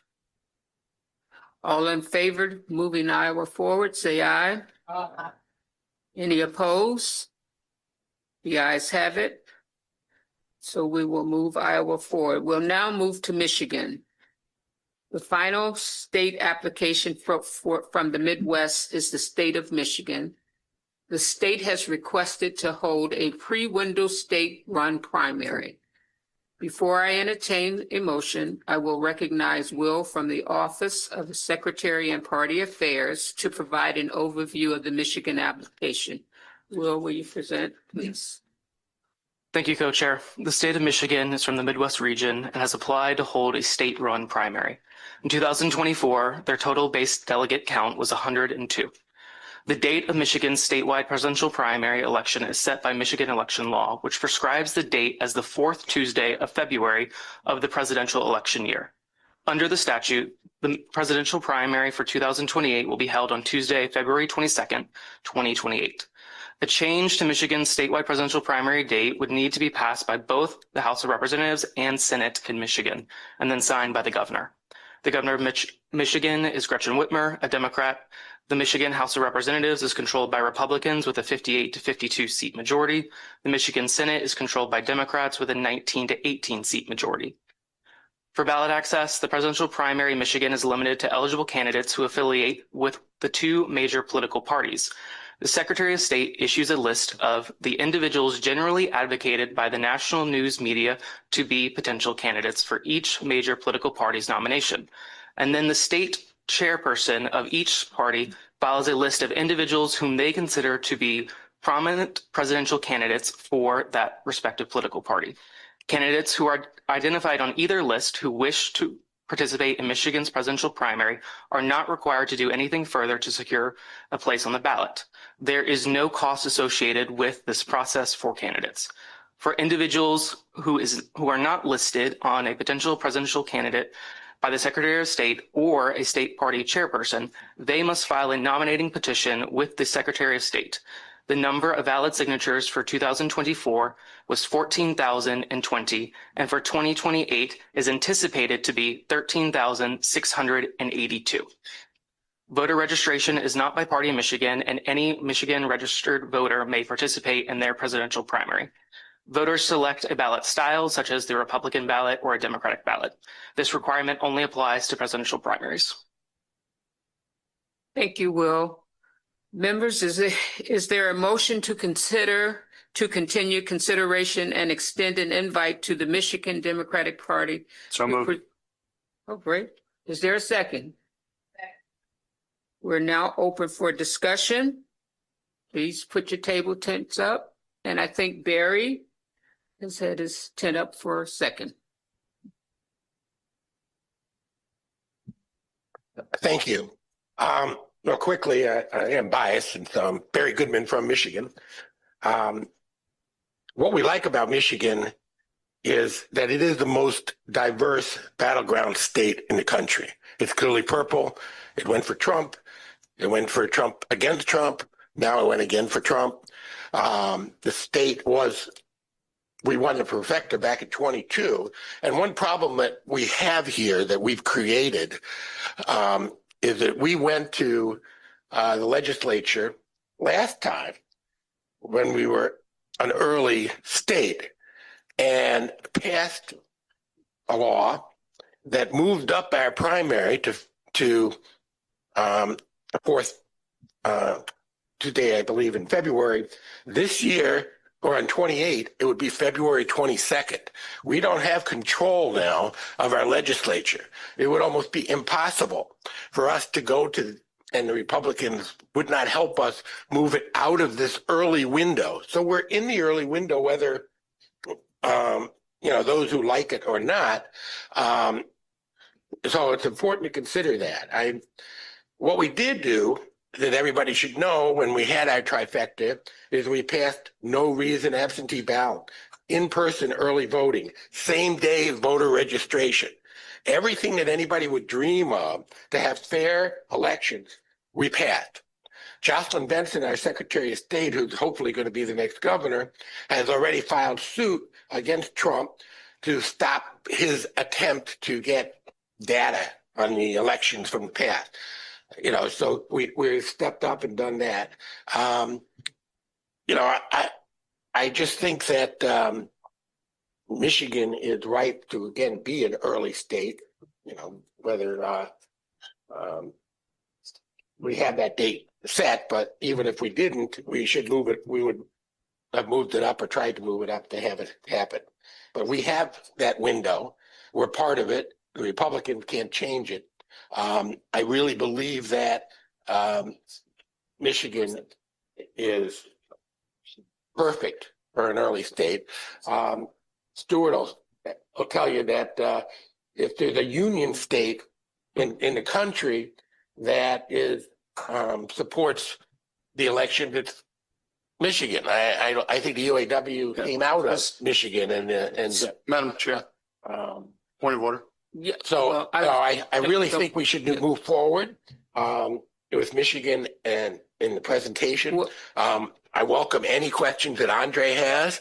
Well, Barry, anyone else, but I want to thank you for listening to me, and that's all I have at this point. Well, thank you. And I just want to remind the committee, thank you, Barry. And we know how passionate everyone is about their states, but we're giving the members an opportunity to ask the questions that they need to hear from the states. And thank you for clarifying some things that people probably want to know as well. Did you have anything else you were going to? No, I just was concerned, although enjoyed being informed, but I was concerned it was veering very much toward presentation and not what we were here to discuss today. Yeah. So I wanted to be fair to the other applicant states. Stuart?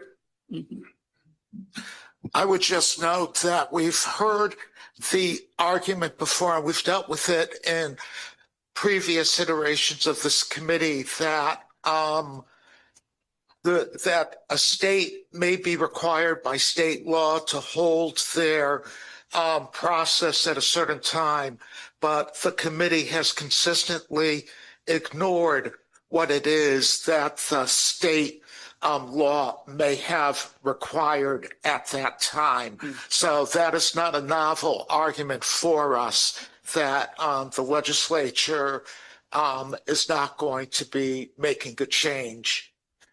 And I don't think that has inhibited us in the past. Shad? Thank you, Stuart. Thank you very much, Madam Chair. I'm Shad Murab from Colorado.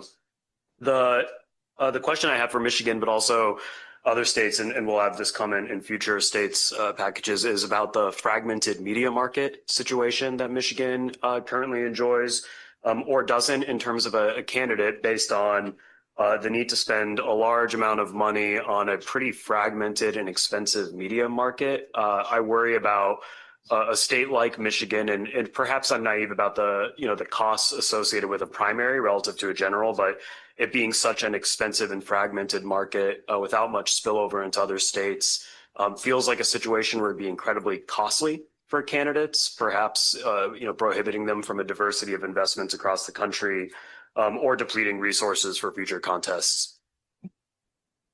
Thank you, Shad. Is there any further discussion on Michigan? If not, we will move to a vote. All in favor of moving Michigan forward, say aye. Any opposed? The ayes have it. And now we'll move to the South. Starting with Georgia, members of the committee, we will consider applications for the South. The first state application from the South is the state of Georgia. The state has applied to hold a pre-window state-run primary. Before I entertain a motion, I will recognize Sham from the Party Affairs and Secretary's Office for an overview. Thank you, Co-Chair. Our next state is Georgia, again from the southern region, and they're requesting to hold a state-run primary in the early window. In 2024, their base delegate number was 94. The date of the presidential preference primary is selected by the Secretary of State of Georgia and can occur on any date on or before the second Tuesday in June. The current Georgia Secretary of State is Brad Raffensperger, a Republican. He is running for governor of Georgia in the 2026 elections, creating an open seat for Secretary of State. Presidential candidates gain access to the Georgia primary ballot by requesting that the Executive Committee of the Democratic Party of Georgia have the candidate's name placed on the ballot. The executive director of the Democratic Party of Georgia reaches out to all campaigns that meet the requirements in the call for the Democratic National Convention via mail to request an official signed letter that indicates the candidate's wishes to be placed on the ballot. The DPG Executive Committee then meets to select names to be placed on the ballot. The application states that they intend to include all widely recognized legitimate candidates that meet the requirements of the DNC rules and call for convention. Those names are then communicated to the Georgia Secretary of State. Georgia does not impose filing and petition requirements, nor their filing fees in state law. The Democratic Party of Georgia also does not impose any filing or petition requirements, nor their deadlines that are prescribed by state party rules. Those are determined after the Secretary of State sets the primary date. Georgia does not have party registration, so voters may choose which primary they would like to participate in when they receive their ballot, and the Georgia presidential primary is separate from the primary for other offices. Thank you, Sham. Members, is there a motion to consideration and extend an invite to the Georgia Democratic Party to present in person to this committee? Is there a second? A motion to invite the Georgia Democratic Party to present has been properly moved and second, and we are now open for discussion. Frank? Yeah, frankly, on DC, as I mentioned earlier, 4 years ago, we extended an invitation to Georgia to participate in the early period, but they weren't able to get it done because their Secretary of State, although I understand he actually had some good feelings about it, wasn't able to do it. And as I mentioned, one problem may have been that at that time it would have cost Georgia Republican Party national delegates. The Georgia proposal tries to address this issue by saying that, they hope to elect Democrats, and we certainly hope that they do. But I'm not sure that's something we can count on.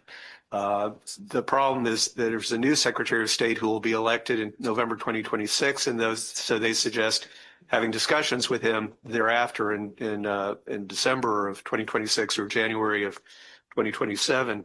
But I'd suggest to Georgia that between now and their proposals, they might make an effort to see if they can get Republican Secretary of State candidate or other candidates to support it. I leave it up to them, obviously, to decide whether or not that's a good idea. But I think the committee, or at least I would feel more comfortable in inviting them if we had a little more assurance that they were actually going to be able to get it done. Thank you, Frank. Is there Andre? Thank you, Madam Chair. Andre Triber from Texas. My questions for Georgia are related to how a candidate appears on the ballot.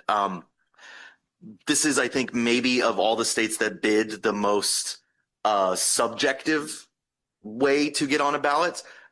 So I guess I have some concerns, or would like to hear a more clear definition of what is the threshold for a widely recognized and legitimate candidate. And since that list is then ultimately, this is on pages 303 and 304 for reference.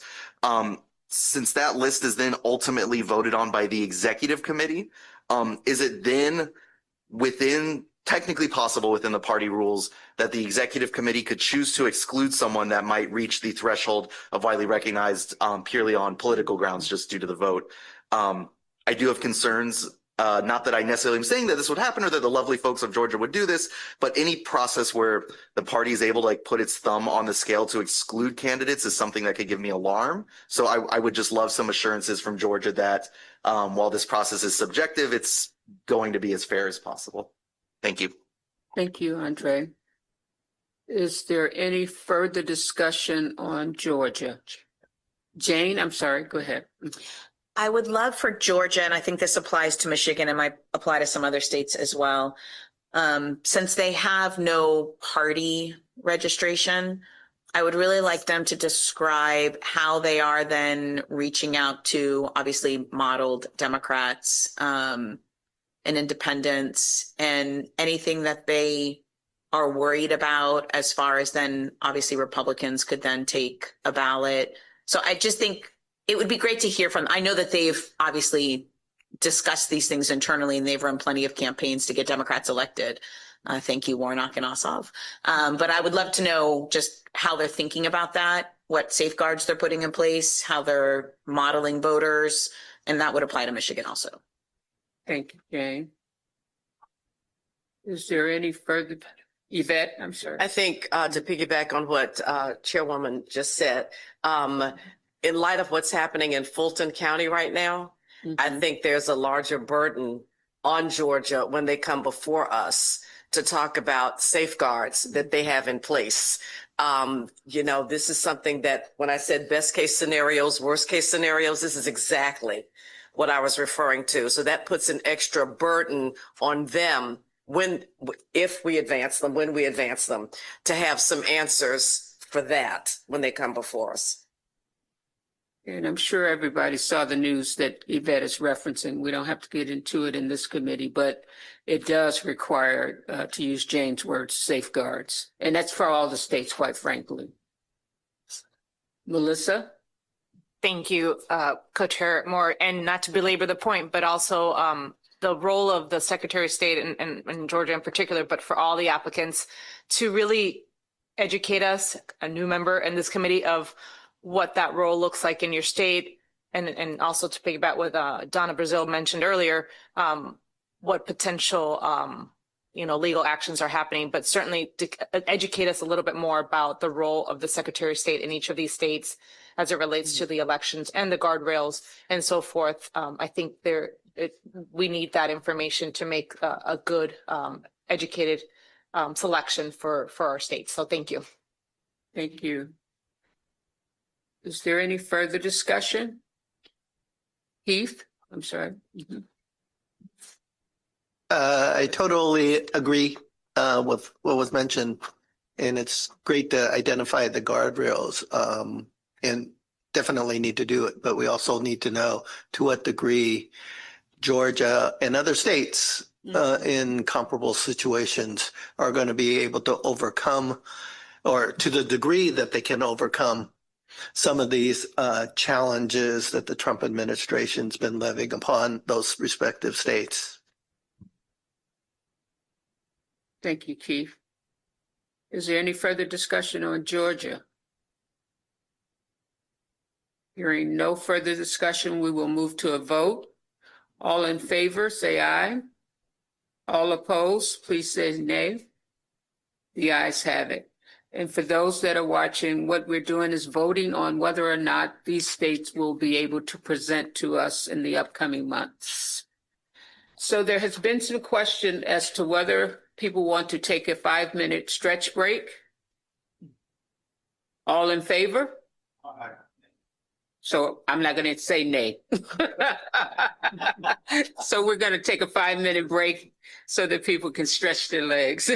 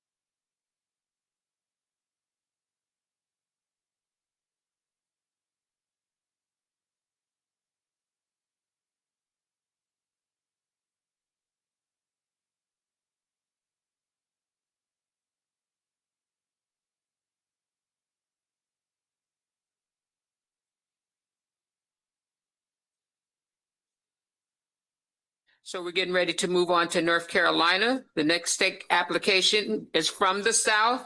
It is the state of North Carolina. The state has applied to hold a pre-window state-run primary. Before I entertain the motion, I will recognize Sham so that he can provide us with an overview of North Carolina's application. Thank you, Co-Chair. Our next state is North Carolina from the Southern region. They are requesting to hold a state-run primary in the early window, and in 2024, their base delegates were 101. The North Carolina general statute set the date for the presidential primary for the first Tuesday after the first Monday in March in the year of the election. In order to change the date, legislation would need to be passed by both the House of Representatives and the Senate and signed by the governor. The governor of North Carolina is Josh Stein, a Democrat. The House of Representatives is controlled by Republicans with a 71-49 majority, and the Senate is controlled by Republicans with a 30-20 majority. Presidential candidates seeking the nomination of the Democratic Party are placed on the ballot by the State Board of Elections. The State Board must determine that the candidate is generally advocated and recognized in the news media throughout the United States or in North Carolina as a presidential candidate. Alternatively, a candidate can submit a petition containing at least 10,000 signatures from registered Democratic voters in order to have their name printed on the primary ballot. There is no filing fee for presidential candidates. North Carolina has a semi-open primary where registered Democrats and independents are permitted to participate. And if moved earlier in the calendar, the presidential preference primary would need to be separated from the primaries for the other offices. Thank you, Sham. Members, is there a motion to consideration and extend an invite to North Carolina Democratic Party to present?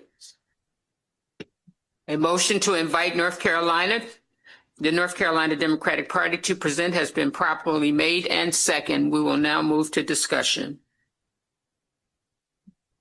Michael? Thank you, Madam Chair. Michael Kapp from California. I was a bit concerned that North Carolina's submission provided virtually no concrete data on African American voters, their share of the Democratic electorate, turnout patterns, or how early state status would meaningfully engage the Black community in North Carolina. I hope that North Carolina brings that up in their presentation so we can have a fuller, more complete picture. Thank you. Thank you, Michael. Anyone else on North Carolina? Steph? Thank you, Madam Co-Chair. Stephanie Campagna-Wheaton from the great state of New Jersey. I would just like to hear a little bit more from North Carolina about the nature of the elections that they have on the general ballot that they'll be having that year, because 22 statewide races is a lot. So I just kind of want to hear about the composition of that and what they're hoping the pickups will be and things like that. Thank you. Is Keith's table 10 up? No. Is there anyone else on North Carolina? Frank? Yeah, frankly, on DC, just to make the point again, so they will need the Republican legislature to move the primary date, and we'd like to hear some specifics about how that's going to happen. Thank you, Frank. Frank, at the end of this meeting, I would love for you to recap, because I noticed that you have had a pattern, and it is about these states, and it's a very important pattern. So you might want to recap the states. Thank you.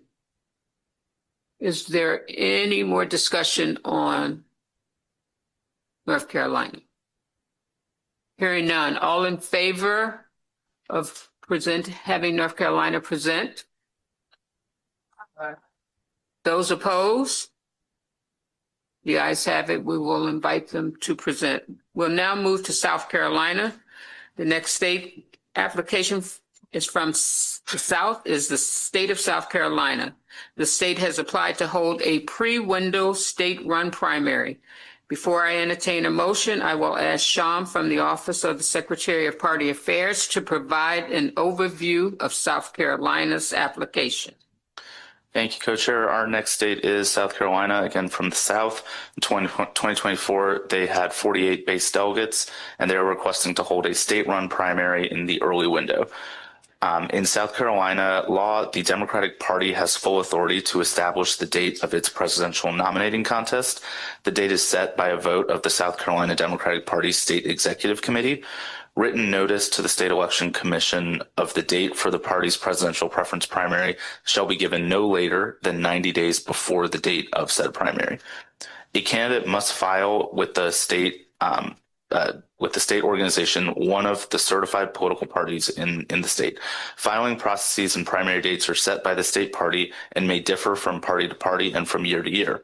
Political parties must verify the qualifications of candidates prior to certifying to the State Election Commission the names of candidates to be placed on primary ballots. The written certification required by this section must contain a statement that each certified candidate meets or will meet by the time of the general election, or as otherwise required by law, the qualifications in the U.S. Constitution, statutory law, and party rules to participate in the presidential primary for which they have filed. The filing fee for presidential candidates is $20,000, which must be collected and paid to the state for conducting presidential preference primaries. South Carolina does not have party registration, so voters may choose which primary election they would like to participate in. The South Carolina presidential preference primary is separate from the primary election for other offices. Thank you, Sean. Is there a motion to continue consideration and extend an invite to South Carolina Democratic Party to present in person? Is there a second? A motion to invite the South Carolina Democratic Party to present has been properly moved and second. Our first presenter will be Frank. Couple of issues with South Carolina. One is in their presentation on page 336 of the combined materials. It talks about how the filing fee for presidential candidates is $20,000 and that in the past they found legal ways to lessen the burden on the candidates. And I vaguely recall some discussion about that 8 years ago, but I don't recall the details. So I think it'd be helpful for South Carolina to explain how they do that. I'm also curious, maybe there's an easy answer. The Republican Democratic primaries can be on separate days because the party chair called the primaries. And is there a process to prevent someone from voting in both primaries? In a state like Virginia, where the primary is on one day, you have to pick one. But here, if they're at separate days, how do they keep that someone from voting in both? Thanks. Thank you, Frank. Michael Capt. Thank you, Madam Chair. Michael Capp, California. I'm referring to page 323. Here, their proposal highlights voter education and outreach efforts if awarded early window status. I am new to this committee, but I'm unclear why that should be treated as a special undertaking tied to the early window rather than a baseline commitment by the state party. Thank you. Thank you. Andre Washington.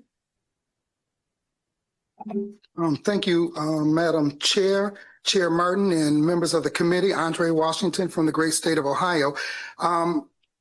It seems that South Carolina is the only southern state that can hold their primary in the early window.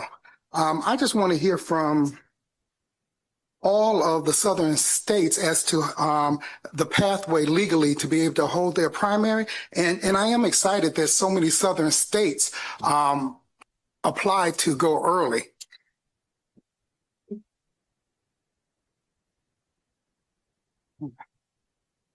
Madam Chair, I reclaim my time from.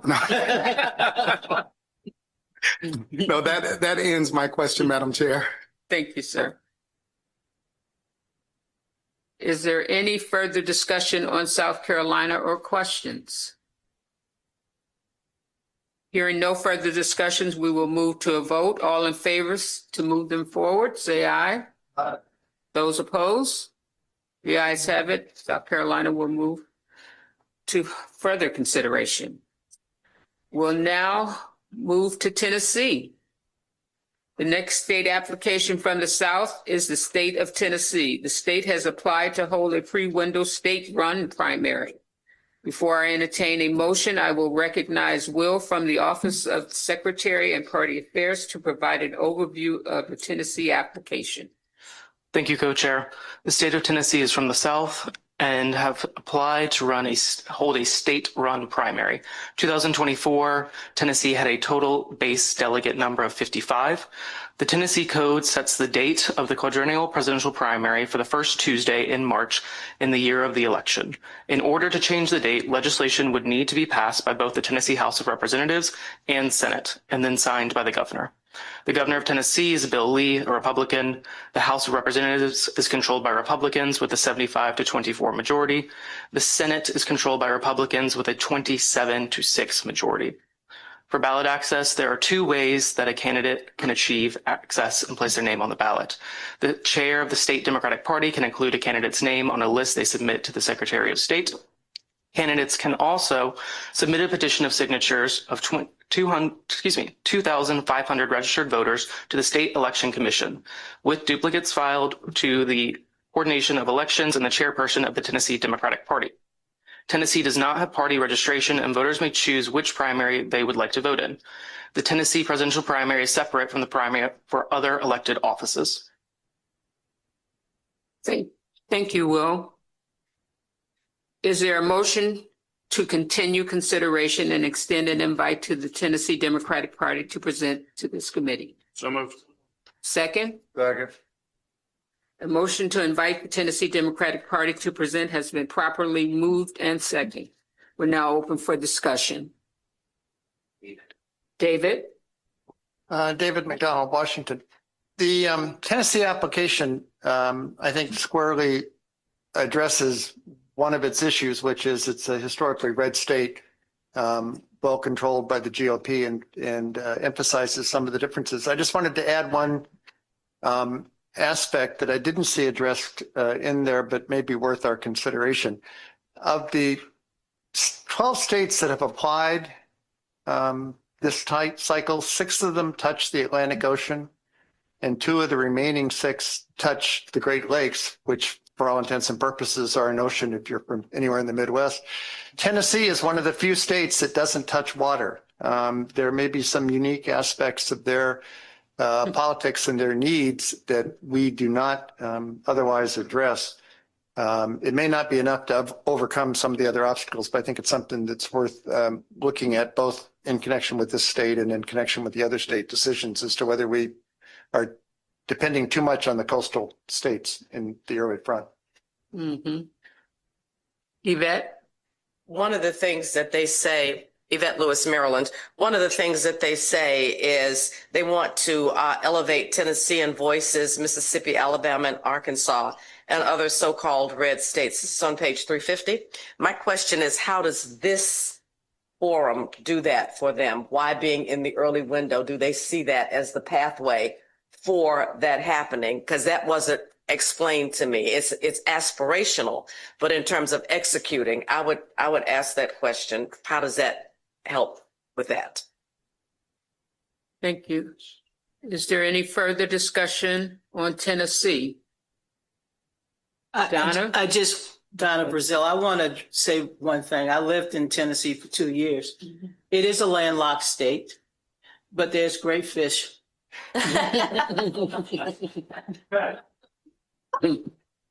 Good to know. Barbecue too, Donna.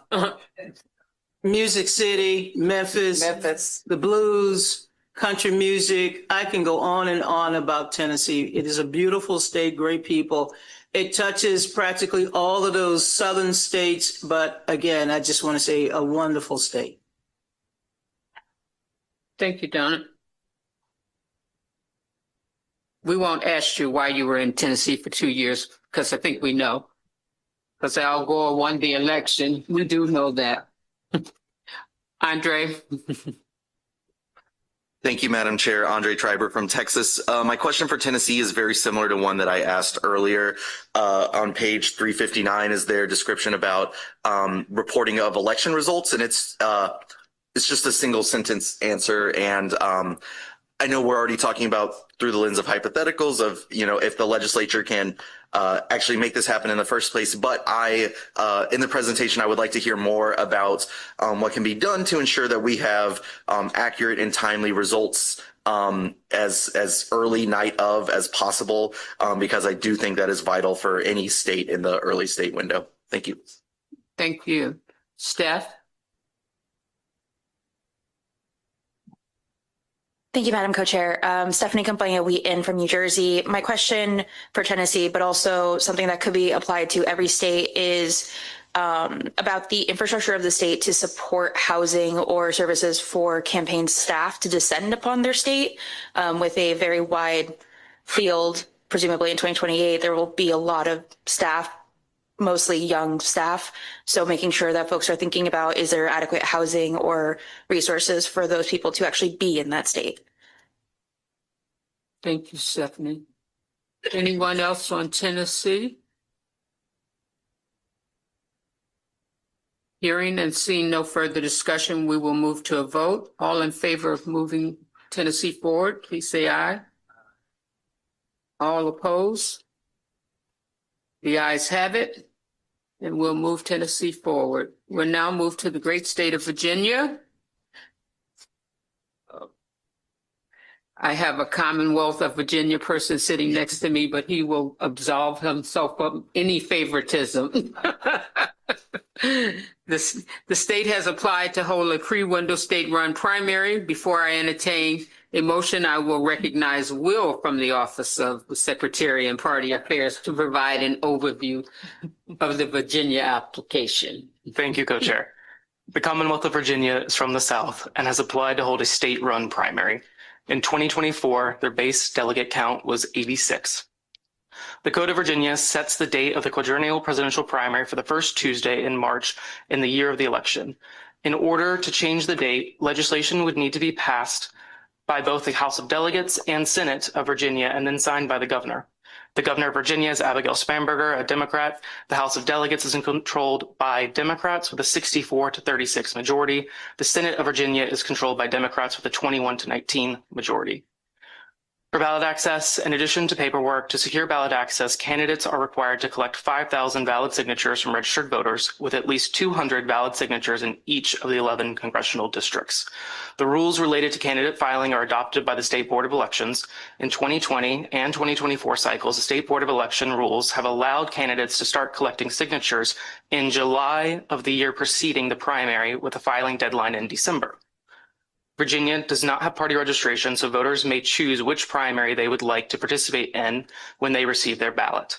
The Virginia presidential primary is separate from the primary for other elected offices. Thank you, Will. Is there a motion to continue consideration and extend an invite to Virginia, to the Virginia Democratic Party in person? Thank you. Is there a second? A motion to invite the Virginia Democratic Party to present has been properly moved and second. We are now open for discussion. Frank? Yeah, frankly, I'm formerly of Virginia. Just to clarify. Commonwealth of Virginia. Yes, indeed. Just to clarify a point that was raised earlier, South Carolina, the party chair gets to pick. In Virginia, the legislature and the governor can change the date, but those are all Democrats. Yes, good point. Michael Cap? Thank you, Madam Chair. Michael Cap from California. Virginia's proposal acknowledges that Northern Virginia is one of the most expensive media markets in the nation. And I'd like the state party to explain how they reconcile that cost reality with the efficiency criteria, particularly for lesser funded campaigns. Thank you, Madam Chair. Thank you. Maria? Maria Cardona, District of Columbia. I just want to take a moment to acknowledge the huge wins that we had in Virginia last year. Thank you, Mr. Chairman. Thank you to this committee, everything that Democrats did. Yes. The governor, the delegates, the Senate, it was huge. And hopefully that is the kind of momentum that we will replicate and extend upon this coming year and in the 2 years to come. Thank you. Is there any further concerns, questions about Virginia? Yvette? And also acknowledge the fact that historically Virginia has had two very strong export partners with DC and Maryland. And I would like to hear from them how they hope to incorporate those areas if it comes to them. Yes. Mm-hmm. Andre Schreiber. Thank you, Madam Chair. Andre Schreiber from Texas. My question for Virginia is just related to how they would use the legislature to change the dates. And it's more of just a question of timing, not capability. We know that they are able to do it, but since Virginia operates on odd year election cycles for their things, and we're currently as a committee more operating on the even year thing, I would just kind of want to hear a little more detail from them that their timing of their legislative cycle would be able to work within the timing that this committee is working under, should we end up pursuing them as an early state. Basically, would they still be able to guarantee that they would be able to change it, or will we start to run into issues with their odd election year? If that makes sense, I'm sure Virginia understood it. Thanks. Thank you, Andre. Is there any further discussion? Shad? Thank you, Madam Chair. I think the signature threshold was great information here, and maybe for Virginia and other states with signature thresholds, how that compares to other contests that'll be on the ballot would be helpful information. Okay. Donna? I'm sorry, I had to change my point of view, but Virginia, like Illinois and several other states, but one of the states that supply also have that signature issue that I talked about earlier that we saw in Illinois. Mm-hmm. And that could be a hurdle for certain candidates who may not have the resources to be able to compete effectively.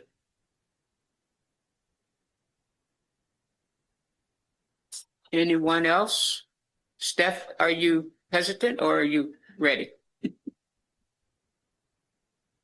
Thank you, Madam Co-Chair. I was just double checking to see if Virginia could expand a little bit about their constituency media. I didn't see it in the application. I might have missed it, but I would just like for them to expand that and if it rivals the cost of their paid media communications that they did discuss. Okay, thank you. Any further discussion? If not, we will move to a vote on Virginia. All in favor, say aye. Any opposed? Say nay. The ayes have it, so we will move Virginia forward for presentation. We'll now move to the West, and we will start. We're now completed. We've now completed our review of applications from the Southern region, so we'll move to the West. The final region for us to review is the West, and we will begin with the state of Nevada. The state has applied to hold a pre-window state-run primary. Before I entertain a motion, I will recognize Will from the Office of Secretary and Party Affairs to provide an overview of the Nevada application. Thank you, Co-Chair. Nevada is from the West and has applied to hold a state-run primary. In 2024, their total base delegate count was 31. Nevada state statute sets the date of the Nevada presidential primary for the first Tuesday in February in the year of the election. In order to change the date, legislation would need to be passed by both the Nevada State Assembly, Senate, and signed by the governor. The governor of Nevada is Joe Lombardo, a Republican. The Nevada State Assembly is controlled by Democrats with a 27-15 majority. The Nevada State Senate is controlled by Democrats with a 13-8 majority. For ballot access, candidates are required to file with the Secretary of State and post a filing fee of $1,000. There is no signature requirement, and candidates are not required to file in person. The Nevada presidential primary is closed to registered Democrats. The Nevada presidential primary is separate from the primary for other elected offices. Thank you, Will. Members, is there a motion of consideration to extend an invite to the Nevada Democratic Party to present to this committee? So moved. Is there a second? A motion to invite the Nevada Democratic Party to present has been properly moved and second. We'll now open for discussion.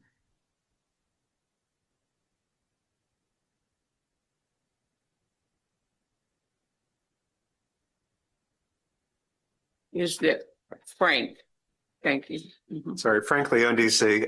I think the process of voting is an issue that maybe Nevada wants to address. I mean, every active voter is mailed a ballot, but there's also early and election day voting, which is great, election day registration, all of which is great.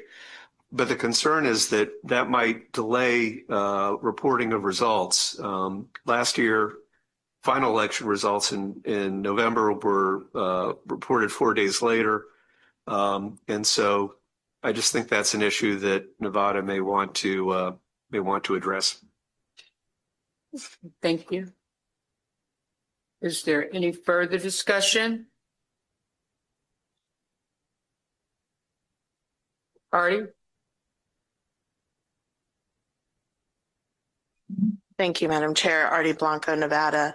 I really appreciate and thankful to the committee's thoughtful approach and process and questions. We are taking this process very seriously, as we always have. One question I do have, and this can also relate to other states, is we talk about diversity, but there's also economic diversity and how working people are able to reach that economic ladder to forward into that American dream. And with what we're seeing in these attacks across the country really coming to our community, my personal community, is devastating because it's about keeping working people down. And those are not the values of Democrats for us. So I would look forward to hear more about from the other states, their connection with not only working people in the working community, but also our labor unions. Many times in some states, we have transactional relationships and not necessarily a relationship together. So I'd love to hear from other states that have committed. What is their relationship with their labor movement and how they continue to promote working class people to make and to rise in that economic ladder. Thank you. Thank you, Artie. Is there any further discussion on Nevada? Andre? Yeah, thank you, Madam Chair, Chair Martin, and members of the committee. If I could add to my sisters down there, I also want to add stakeholders, community organizations, you said labor, faith-based groups, if I could add that to your question. Mm-hmm. Thank you. Thank you. Cristobal? Thank you, Madam Co-Chair. Just a quick note, it's a very wonderfully detailed and well done proposal. If I could just draw folks' attention to page 383, there is a picture at the top, and if you look closely at the far left of that picture, it appears to be a strikingly handsome person there.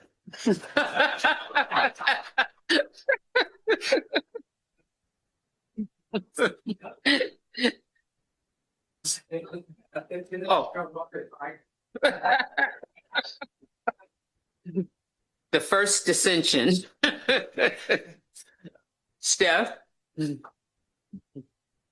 Thank you, Madam Co-Chair. Stephanie Campagnoli from New Jersey. Something that I wanted to ask for Nevada and both states in the West spoke specifically about their non-college educated rates, and most other states do use college outreach to target young voters and young people. So as a state that does, or both states that did highlight the non-education numbers, I would love to know what their strategy is to target young folks who are not part of the college ecosystem.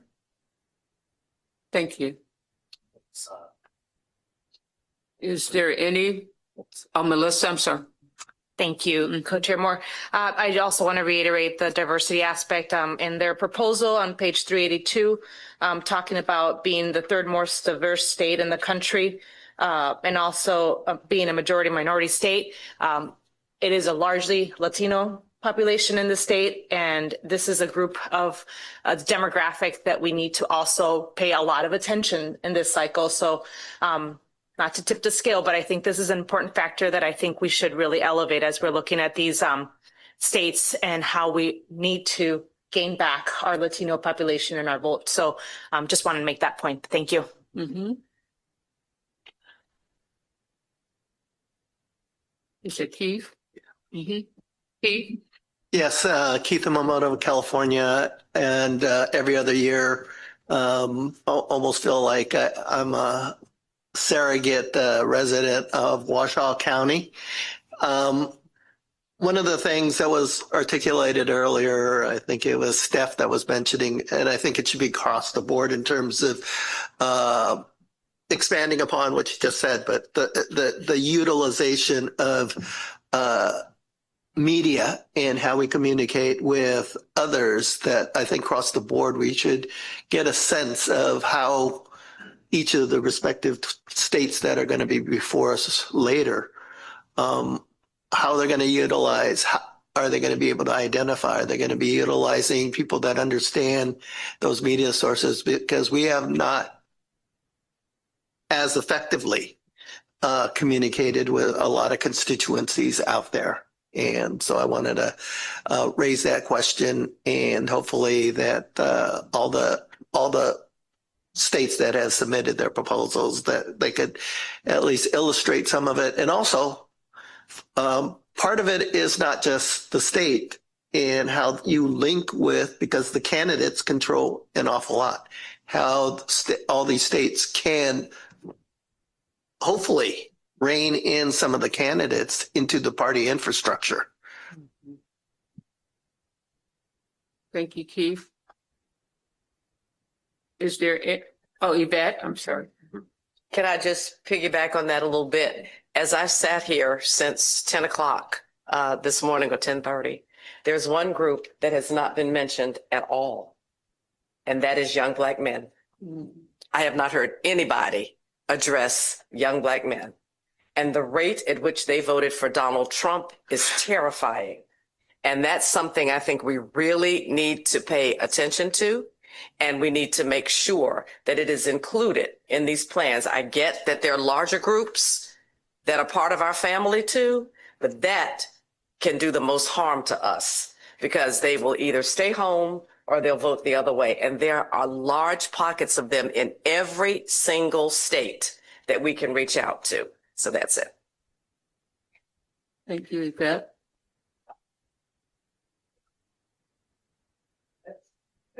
Is there any further discussion on Nevada? Hearing none, we will move to a vote. All in favor of moving Nevada forward, say aye. All those opposed, please say nay. The ayes have it. We'll hear from Nevada in the upcoming months. We'll now move to our final state, which is New Mexico. The final RFP for submission before the committee is the application of the state of New Mexico. The state has applied to hold a pre-window state-run primary. Before I entertain a motion, I will recognize Will, and he will give us an overview of their application. Thank you, Co-Chair. New Mexico is from the Western region and again has applied to hold a state-run primary. In 2024, their total number of base delegates was 25. The date of the state-run presidential primary is established by state law under the New Mexico Presidential Primary Act. State statute sets the presidential primary to occur on the first Tuesday after the first Monday of June of a presidential election year. In order to change the date, legislation would need to be passed by both the New Mexico House of Representatives, Senate, and then signed by the governor. The governor of New Mexico is Michelle Lujan Grisham, a Democrat. The New Mexico House of Representatives is controlled by Democrats with a 44-26 majority. The New Mexico Senate is controlled by Democrats with a 26-16 majority.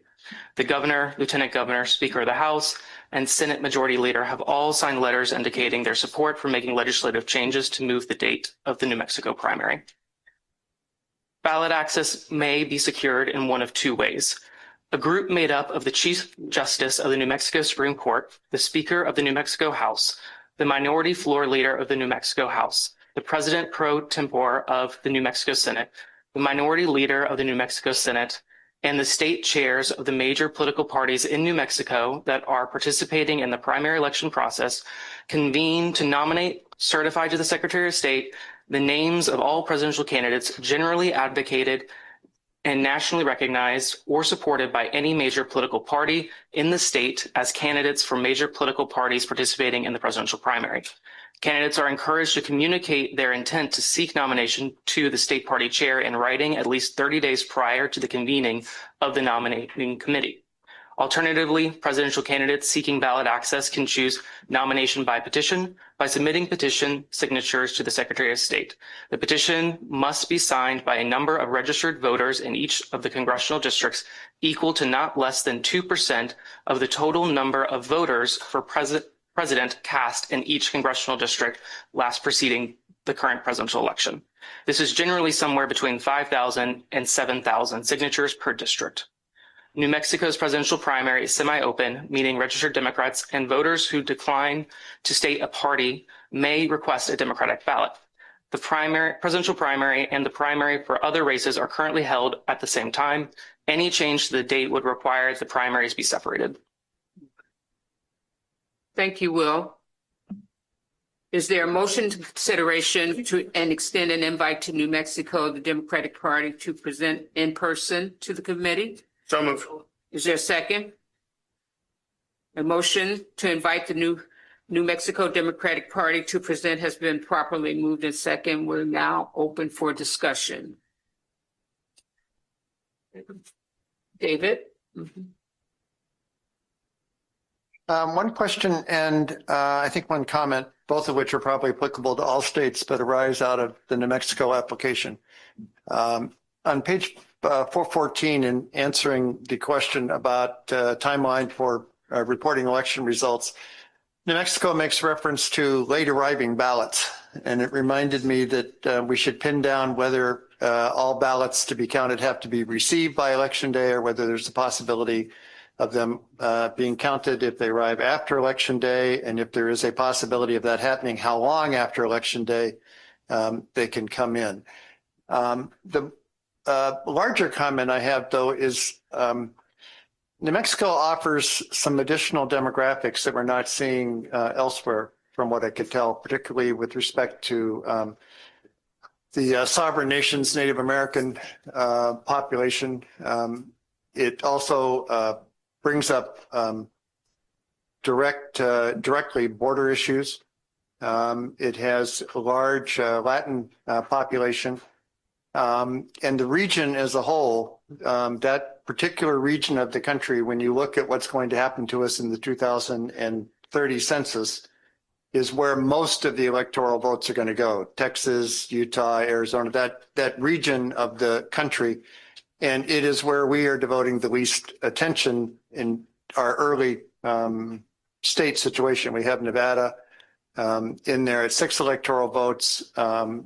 The combination of Nevada and New Mexico is not as many electoral votes as in every other state that we're looking at, for the most part, almost every other state. So my generic comment is, I think all of these states should at least consider in their presentation pointing out to us why they should be the 5th state.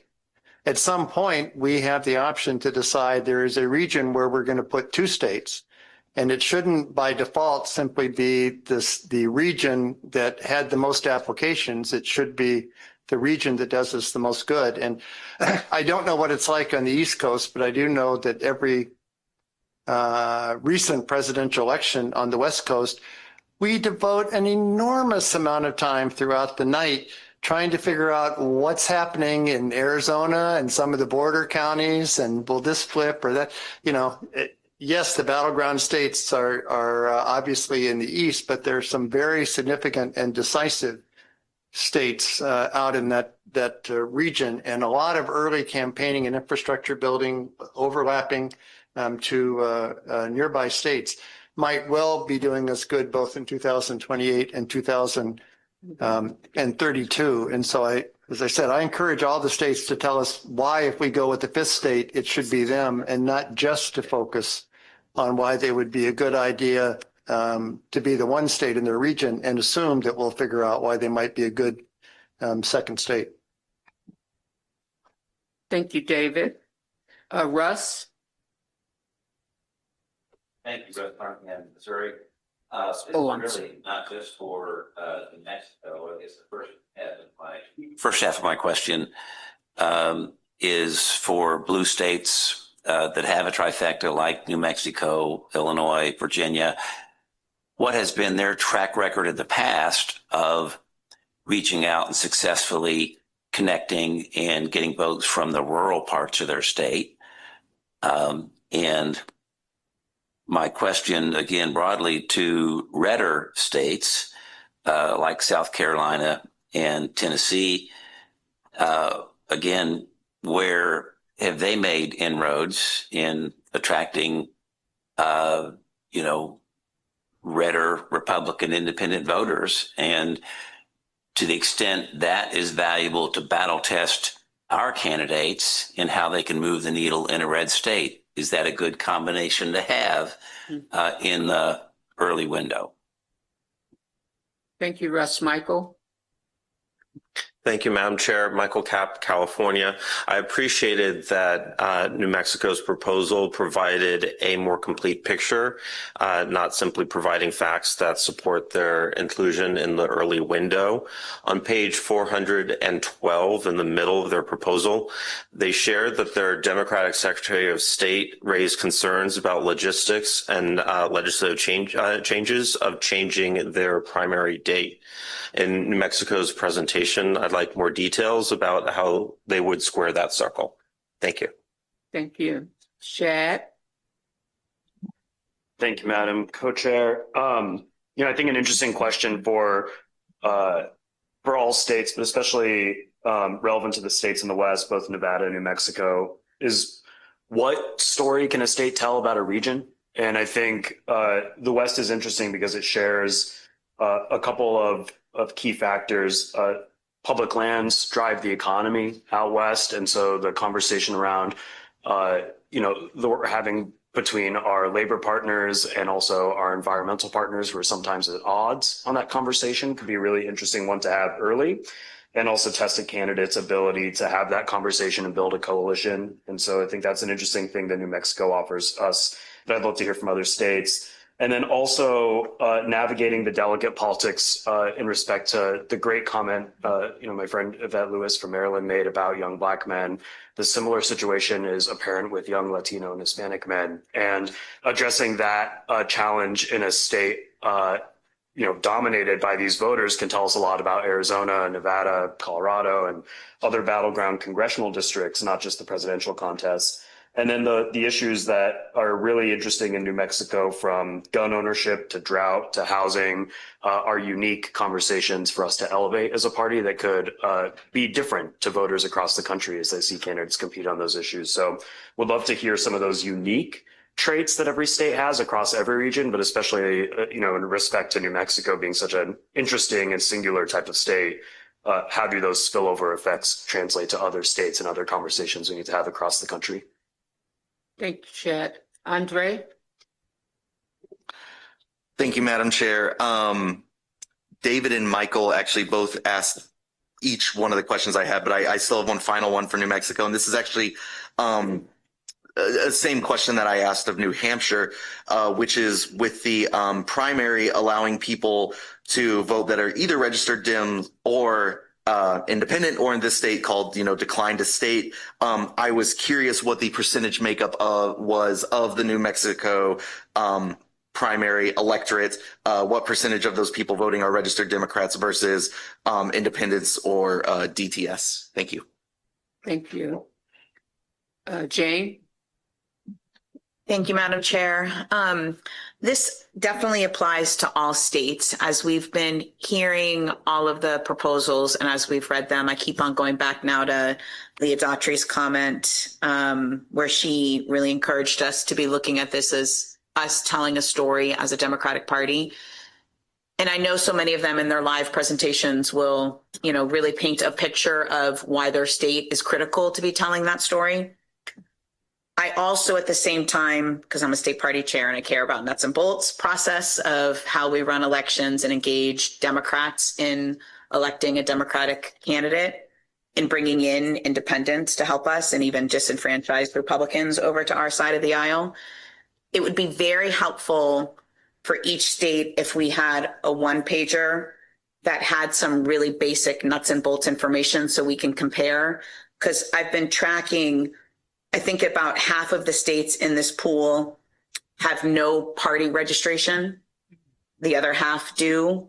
Some have same-day party voter reg. Some have a very liberal vote-by-mail process. those nuts and bolts are really important to this process of electing a strong Democratic nominee.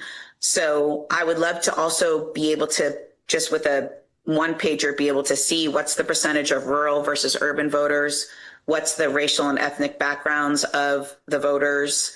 It would really, I think, help paint a better picture of each state in comparison, because we're trying to compare them all so we can tell a good story and make sure that our base is represented. Thank you, Jane. Steph? Oh, wait, I should have said economic diversity, because Artie's point is right on, right? It's not just college educated versus non-college educated. It's what is our economic diversity in that state. So, and Sham, I can work with you on those categories. Thank you so much. Thank you, Madam Co-Chair. Stephanie Campagnoli, and I'm sure this is actually fairly Googleable, but in 407, the nomination by committee, it says that they must meet no later than February 15th. What is the earliest that they can convene their committee to nominate? Okay. Is there any further discussion on New Mexico before we move for a vote? Artie? Thank you, Madam Chair. Artie Blanco, Nevada. I just want to make a point, and about New Mexico in particular. And as we're all talking about, and I remiss because I didn't mention this community, a very important community that is also seeing attacks during these pickups and these attacks in our states across the country by this government now, is the Native American population. And I even wrote it at the beginning of this meeting on my little notepad, was Native Americans, and seeing and watching these videos of them saying, we're original, literally telling agents, we are the originals. And I think that that is a perspective that I think many of these states can tell this part of their story, and that states should consider that as well, including this community. So just wanted to lift that up. Thank you. Thank you. Is that Henry? Mm-hmm. I mean, maybe I'm the only person who at least part-time lives in New Mexico, so I feel like I need to say something about this idea of the design of these primaries to tell the story to the rest of the country about the issues that we're facing. So yes, I do believe that the indigenous community is incredibly important as a symbol of all of the things that socially, culturally are happening in this country at this time. I also think that New Mexico has found a way to lead the country in certain areas like universal health care and free college opportunities for people, that we should be, at the same time that we're pointing out the weaknesses, we should be pointing out how Democratic administrations are creating strengths for working people. I think it goes back to telling the story about the history of our country that many young people don't even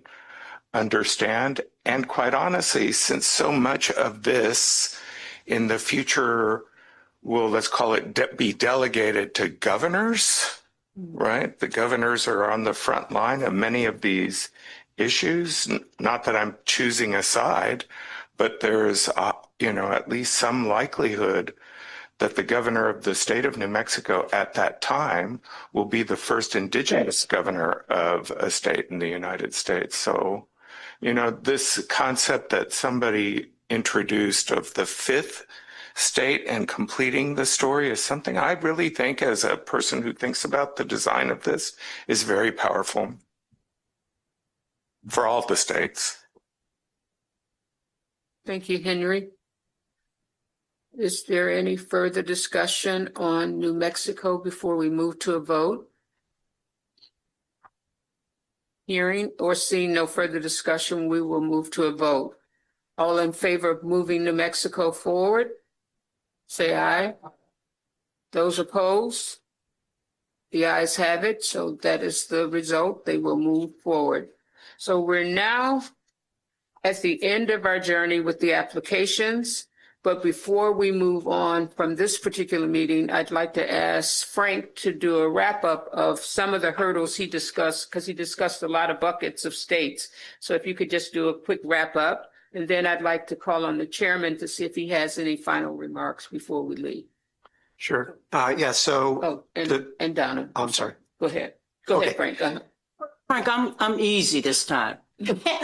So if you don't mind, please. I just want us remind us that as we continue this journey, the Supreme Court will be issuing its ruling soon in the Louisiana versus Callis. And I just, again, half of the states that we're considering currently is under the jurisdiction of the Voting Rights Act, in particular, Section 2. So Voting Rights Act of 1965 is one of the most effective tools that we've had in expanding the franchise to all Americans. And if the Supreme Court dilutes Section 2 the same way they diluted Section 5, it will remove one of the main mechanisms that the country has used to ensure no one is prohibited from voting. It removes all of the barriers, all of the voter suppression. And if that's diluted, we're going to be in a different paradigm. So I say that, Frank, as we move forward with consideration of all 12 states. Thank you. Frank, did you want to go ahead, or Leah, are you deferring to? Okay. All right. So we have 12 states, and their process. One issue we've discussed a lot today is feasibility. How likely are they to be able to actually? Whoops, sorry. Sorry about that. How likely are they to be able to actually present the primary? First, March 7th is Super Tuesday. So we're talking about the pre-window period, the period prior to March 7th. The first group of states are states that have statutory set primary dates. And again, the DNC doesn't have to necessarily recognize those, but those are February 1st for Nevada, 7 days earlier, January 25th for New Hampshire, 8 days earlier, January 24th for Iowa, and then Michigan, February 22nd of 2008. The next category are states that need to change their primary date but have Democratic legislatures and governors, and that's Virginia, New Mexico, Delaware, and Illinois. In addition, South Carolina, the choice is made by the Democratic Party chair. So those 5 states don't have statutory primaries within the window, but can move them presumably relatively easily. The last category is states that need GOP support. North Carolina and Tennessee. North Carolina needs a Republican legislature. Tennessee needs a Republican legislature and governor. And Georgia needs has a Republican legislature and governor, so needs their support. And Georgia needs a Secretary of State, either Democrat or Republican, who is willing to support moving the date. So those are sort of the 3 categories of buckets that our states come in, and there's a good variety that we can take into account in determining what the picture looks like. Thank you so much, Frank, for that wrap up. And we'll go to Bishop Daughtry. Mm-hmm. Thank you very much. Before the chairman talks, as we think about all that's happening in Minnesota and what we are seeing in terms of the devolution of our democracy, I just want to flag for members that this week, temporary protective status will expire for many folks who've immigrated, which means already we're seeing in Florida, INS, it's not INS anymore, ICE is setting up stations in Little Haiti and in other communities to begin checking folks' papers because their status will have expired. So we will see the explosion of ICE overreach in states across the nation. And so as we go back to our homes, I would encourage people to figure out how they can be helpful, what they can do in their own communities. Minnesota is the precursor to everywhere else. And that's going to ramp up. I think TPS expires on Tuesday. And so you will begin to see a huge escalation in the persecution of those who've been here under legal protective status, and now who will see that status expire literally overnight. Thank you for flagging that for us, Bishop Daughtry. Keith? In complementing what was just mentioned, although these individuals may not be voters, nevertheless, hopefully they would be voters, certainly under a Democratic administration later. But our messaging as a party is so critical related to what Leah just mentioned, because these individuals came here under the law, under legal status, and their status is being changed by this administration. So when he says, or the White House conveys this message about we're going after undocumented individuals because they're not following the legal processes, he is changing the rule book on legal status. And I think for all of us, it is so incumbent on us to echo that message. And I will, being an Asian American, also what I hear through the, for all the state parties to know, it is also Asian Americans. And I talked to Ken a little earlier or yesterday, the Hmong population are being targeted. And it's important within our respective states that they know within their Asian community that may be in denial of that fact, that Asians are also being targeted. Latinos definitely, as we see, are being targeted. And just a little anecdote, the person that painted my brother's house, their partner's brother was picked up by ICE, and they do not know where he is, and it's been a while.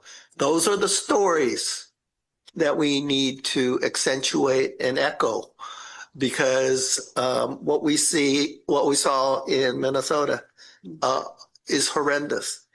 And lastly, being Japanese American, this hits a certain chord, because my parents and grandparents were interned during World War II.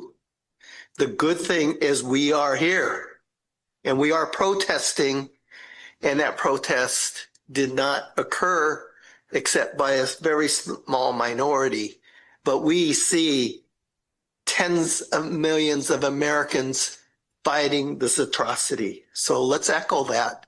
And the other thing was reining in those who have been protesting as much as we can within the party structure, because that's how we're going to win.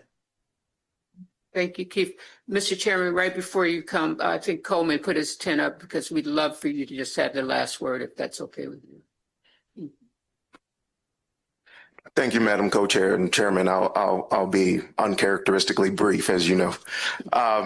I just wanted to echo some of the comments that were made, but to also, we've gone through both a political process, but also one that is built on a foundation of our values.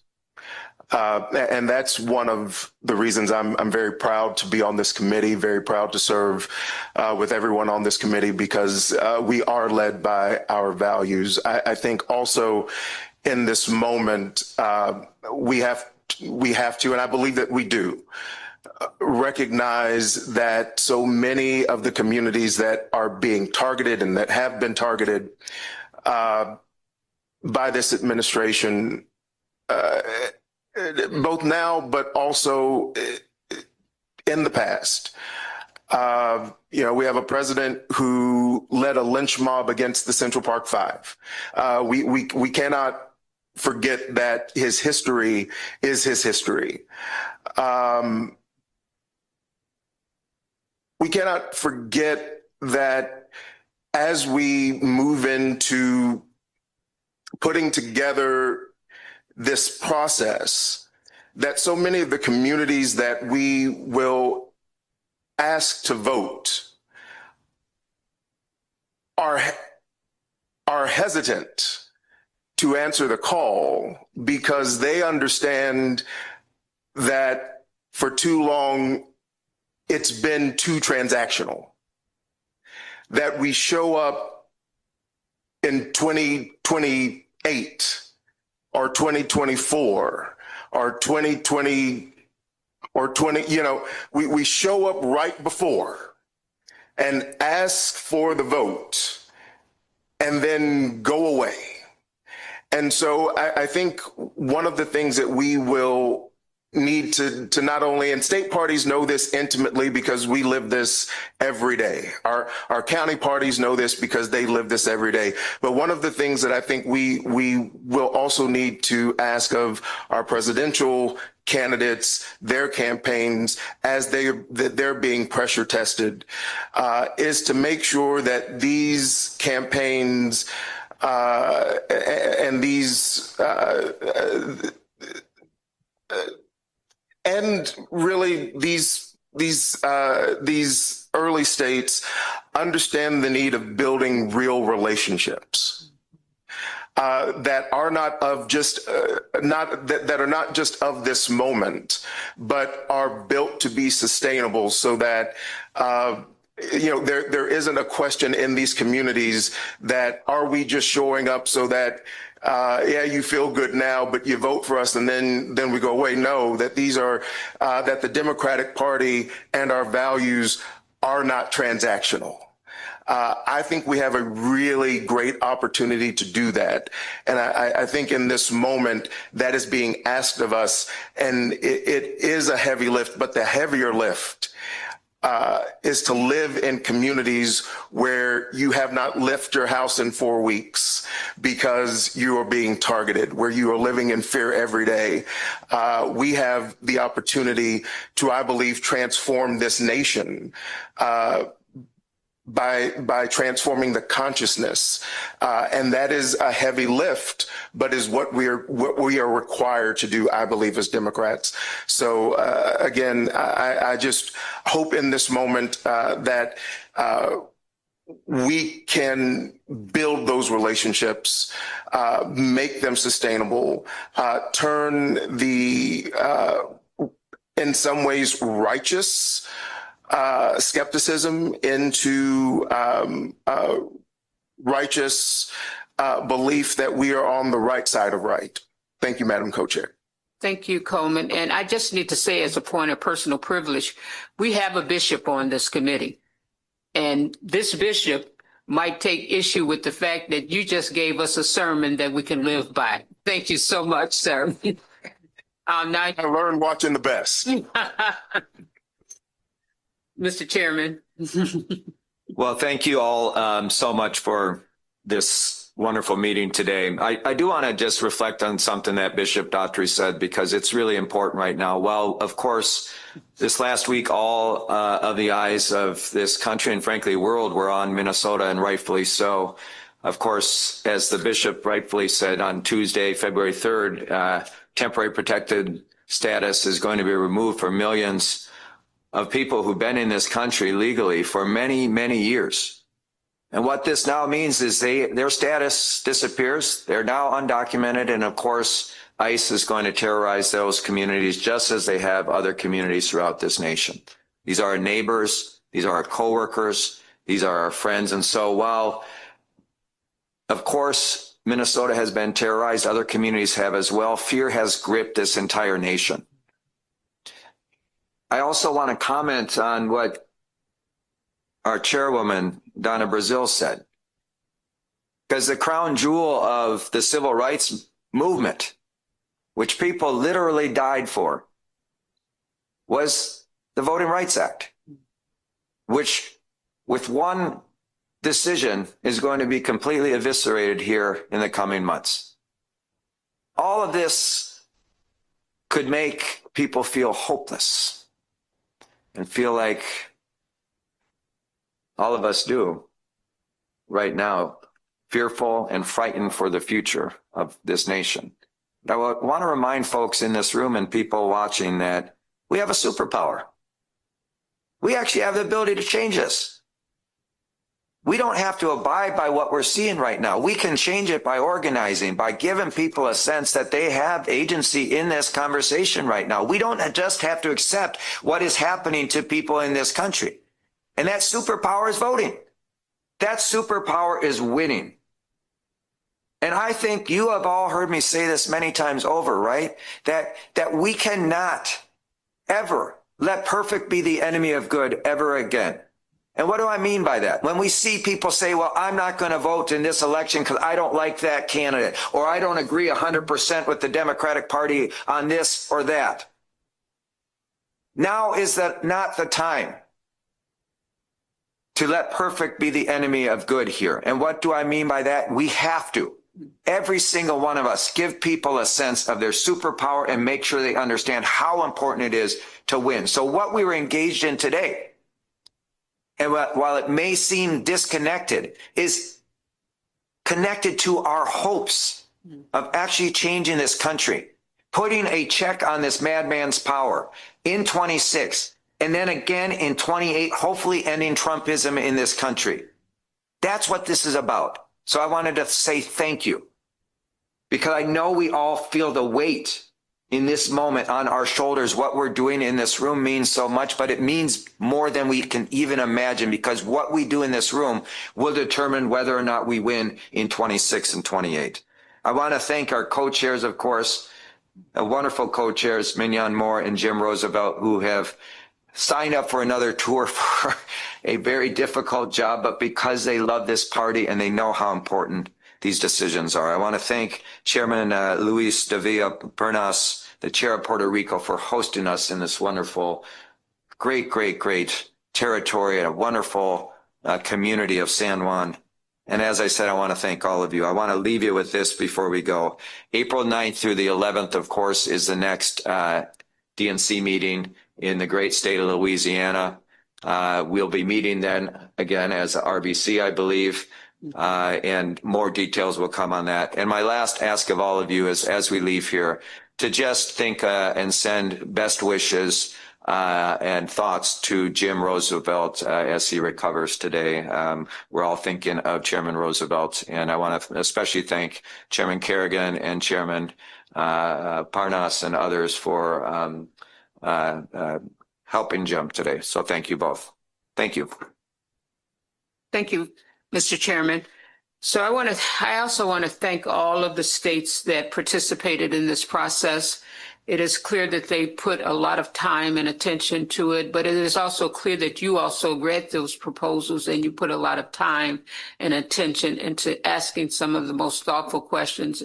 You know, the one thing I like to say about this committee is each time I come, I learn something new. And I thank you for really thinking about it and really placing this at the center of so many things that you're doing, because I know everybody knows that you're really busy at this point. But so I want to thank the states, and we look forward to the presentations coming up. I also want to thank the chair who spends some time with us, because he knows that this is a new committee, but he also knows how important this committee is. So thank you, Mr. Chairman, for being a part of your extended families that you were a part of for so many years. And as he mentioned, the next committee meeting is in New Orleans, where we'll get to celebrate Donna's hometown. So Donna brings us flavor. We don't know what she's going to bring us in New Orleans, Mr. Chairman. Oh, beats or something. So today we will jazz it up for you. So this has concluded our business. I know a lot of people had thought we were going to talk about, and we wanted to talk about, our delegate selection plans. But in fairness, I'd like for you all to give me this. I would rather have my co-chair here with me. He is a history maker, and he has been a part of this committee, and I would just feel like he would want to be a part of the delegate selection process. So we'd like to just defer that until Jim is back on his feet, if that's okay with you all. Yeah. So with that, I think we have concluded all of our business. I'd like to thank our party affairs office. I'd like to thank the secretary's office. I'd certainly like to thank Will and Sham, who has helped anchor this meeting, and so many more. I'd like to thank the AV technicians, our interpreter, our court reporter. I certainly like to thank the staff, the wait staff here at the hotel. We always like to thank our workers. And if there are no further questions, without objection, we stand adjourned. Madam Chairwoman, just one thing to end. We have a fight to move forward and we're all united, but I'd like to end this meeting by asking for a moment of silence for the protesters and for Alex Preddy's family, for Renee Good's family. We need to recognize the horrors that they're going through in Minnesota and other states. And I just ask that we have a quick moment of silence to recognize what they've gone through and recognize that that's the reason that we need to move forward as a unified party. Thank you, Barry. Yes. Madam Chair? Yes. I'm Andre Washington from the great state of Ohio. I'm okay with the moment of silence, but every now and then we need to hear a word from the Lord. We need a prayer. Is it appropriate that maybe we ask the bishop to give us just a quick prayer? I mean, I'm Baptist. It's always appropriate to hear a word from the Lord. Is that appropriate, Madam Chair? Yes, sir. It's appropriate. Thank you. Bishop, would you do us the honors? You know, the scripture says, be ye also ready.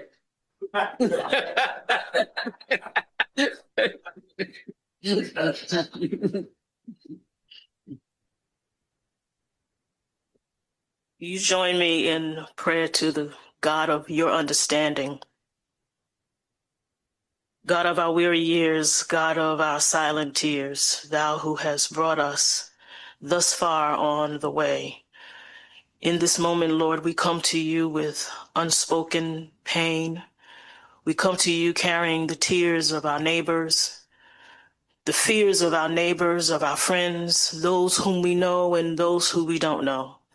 We lift them to you, Lord, and ask that you will intervene, give them peace that passes all understanding, surround them and protect them with your love, your grace, and your mercy. Give those of us who are their voices, who are their fight, who are working on their behalf. Give us what we need to fight with conviction, to speak in places where their voices cannot be heard.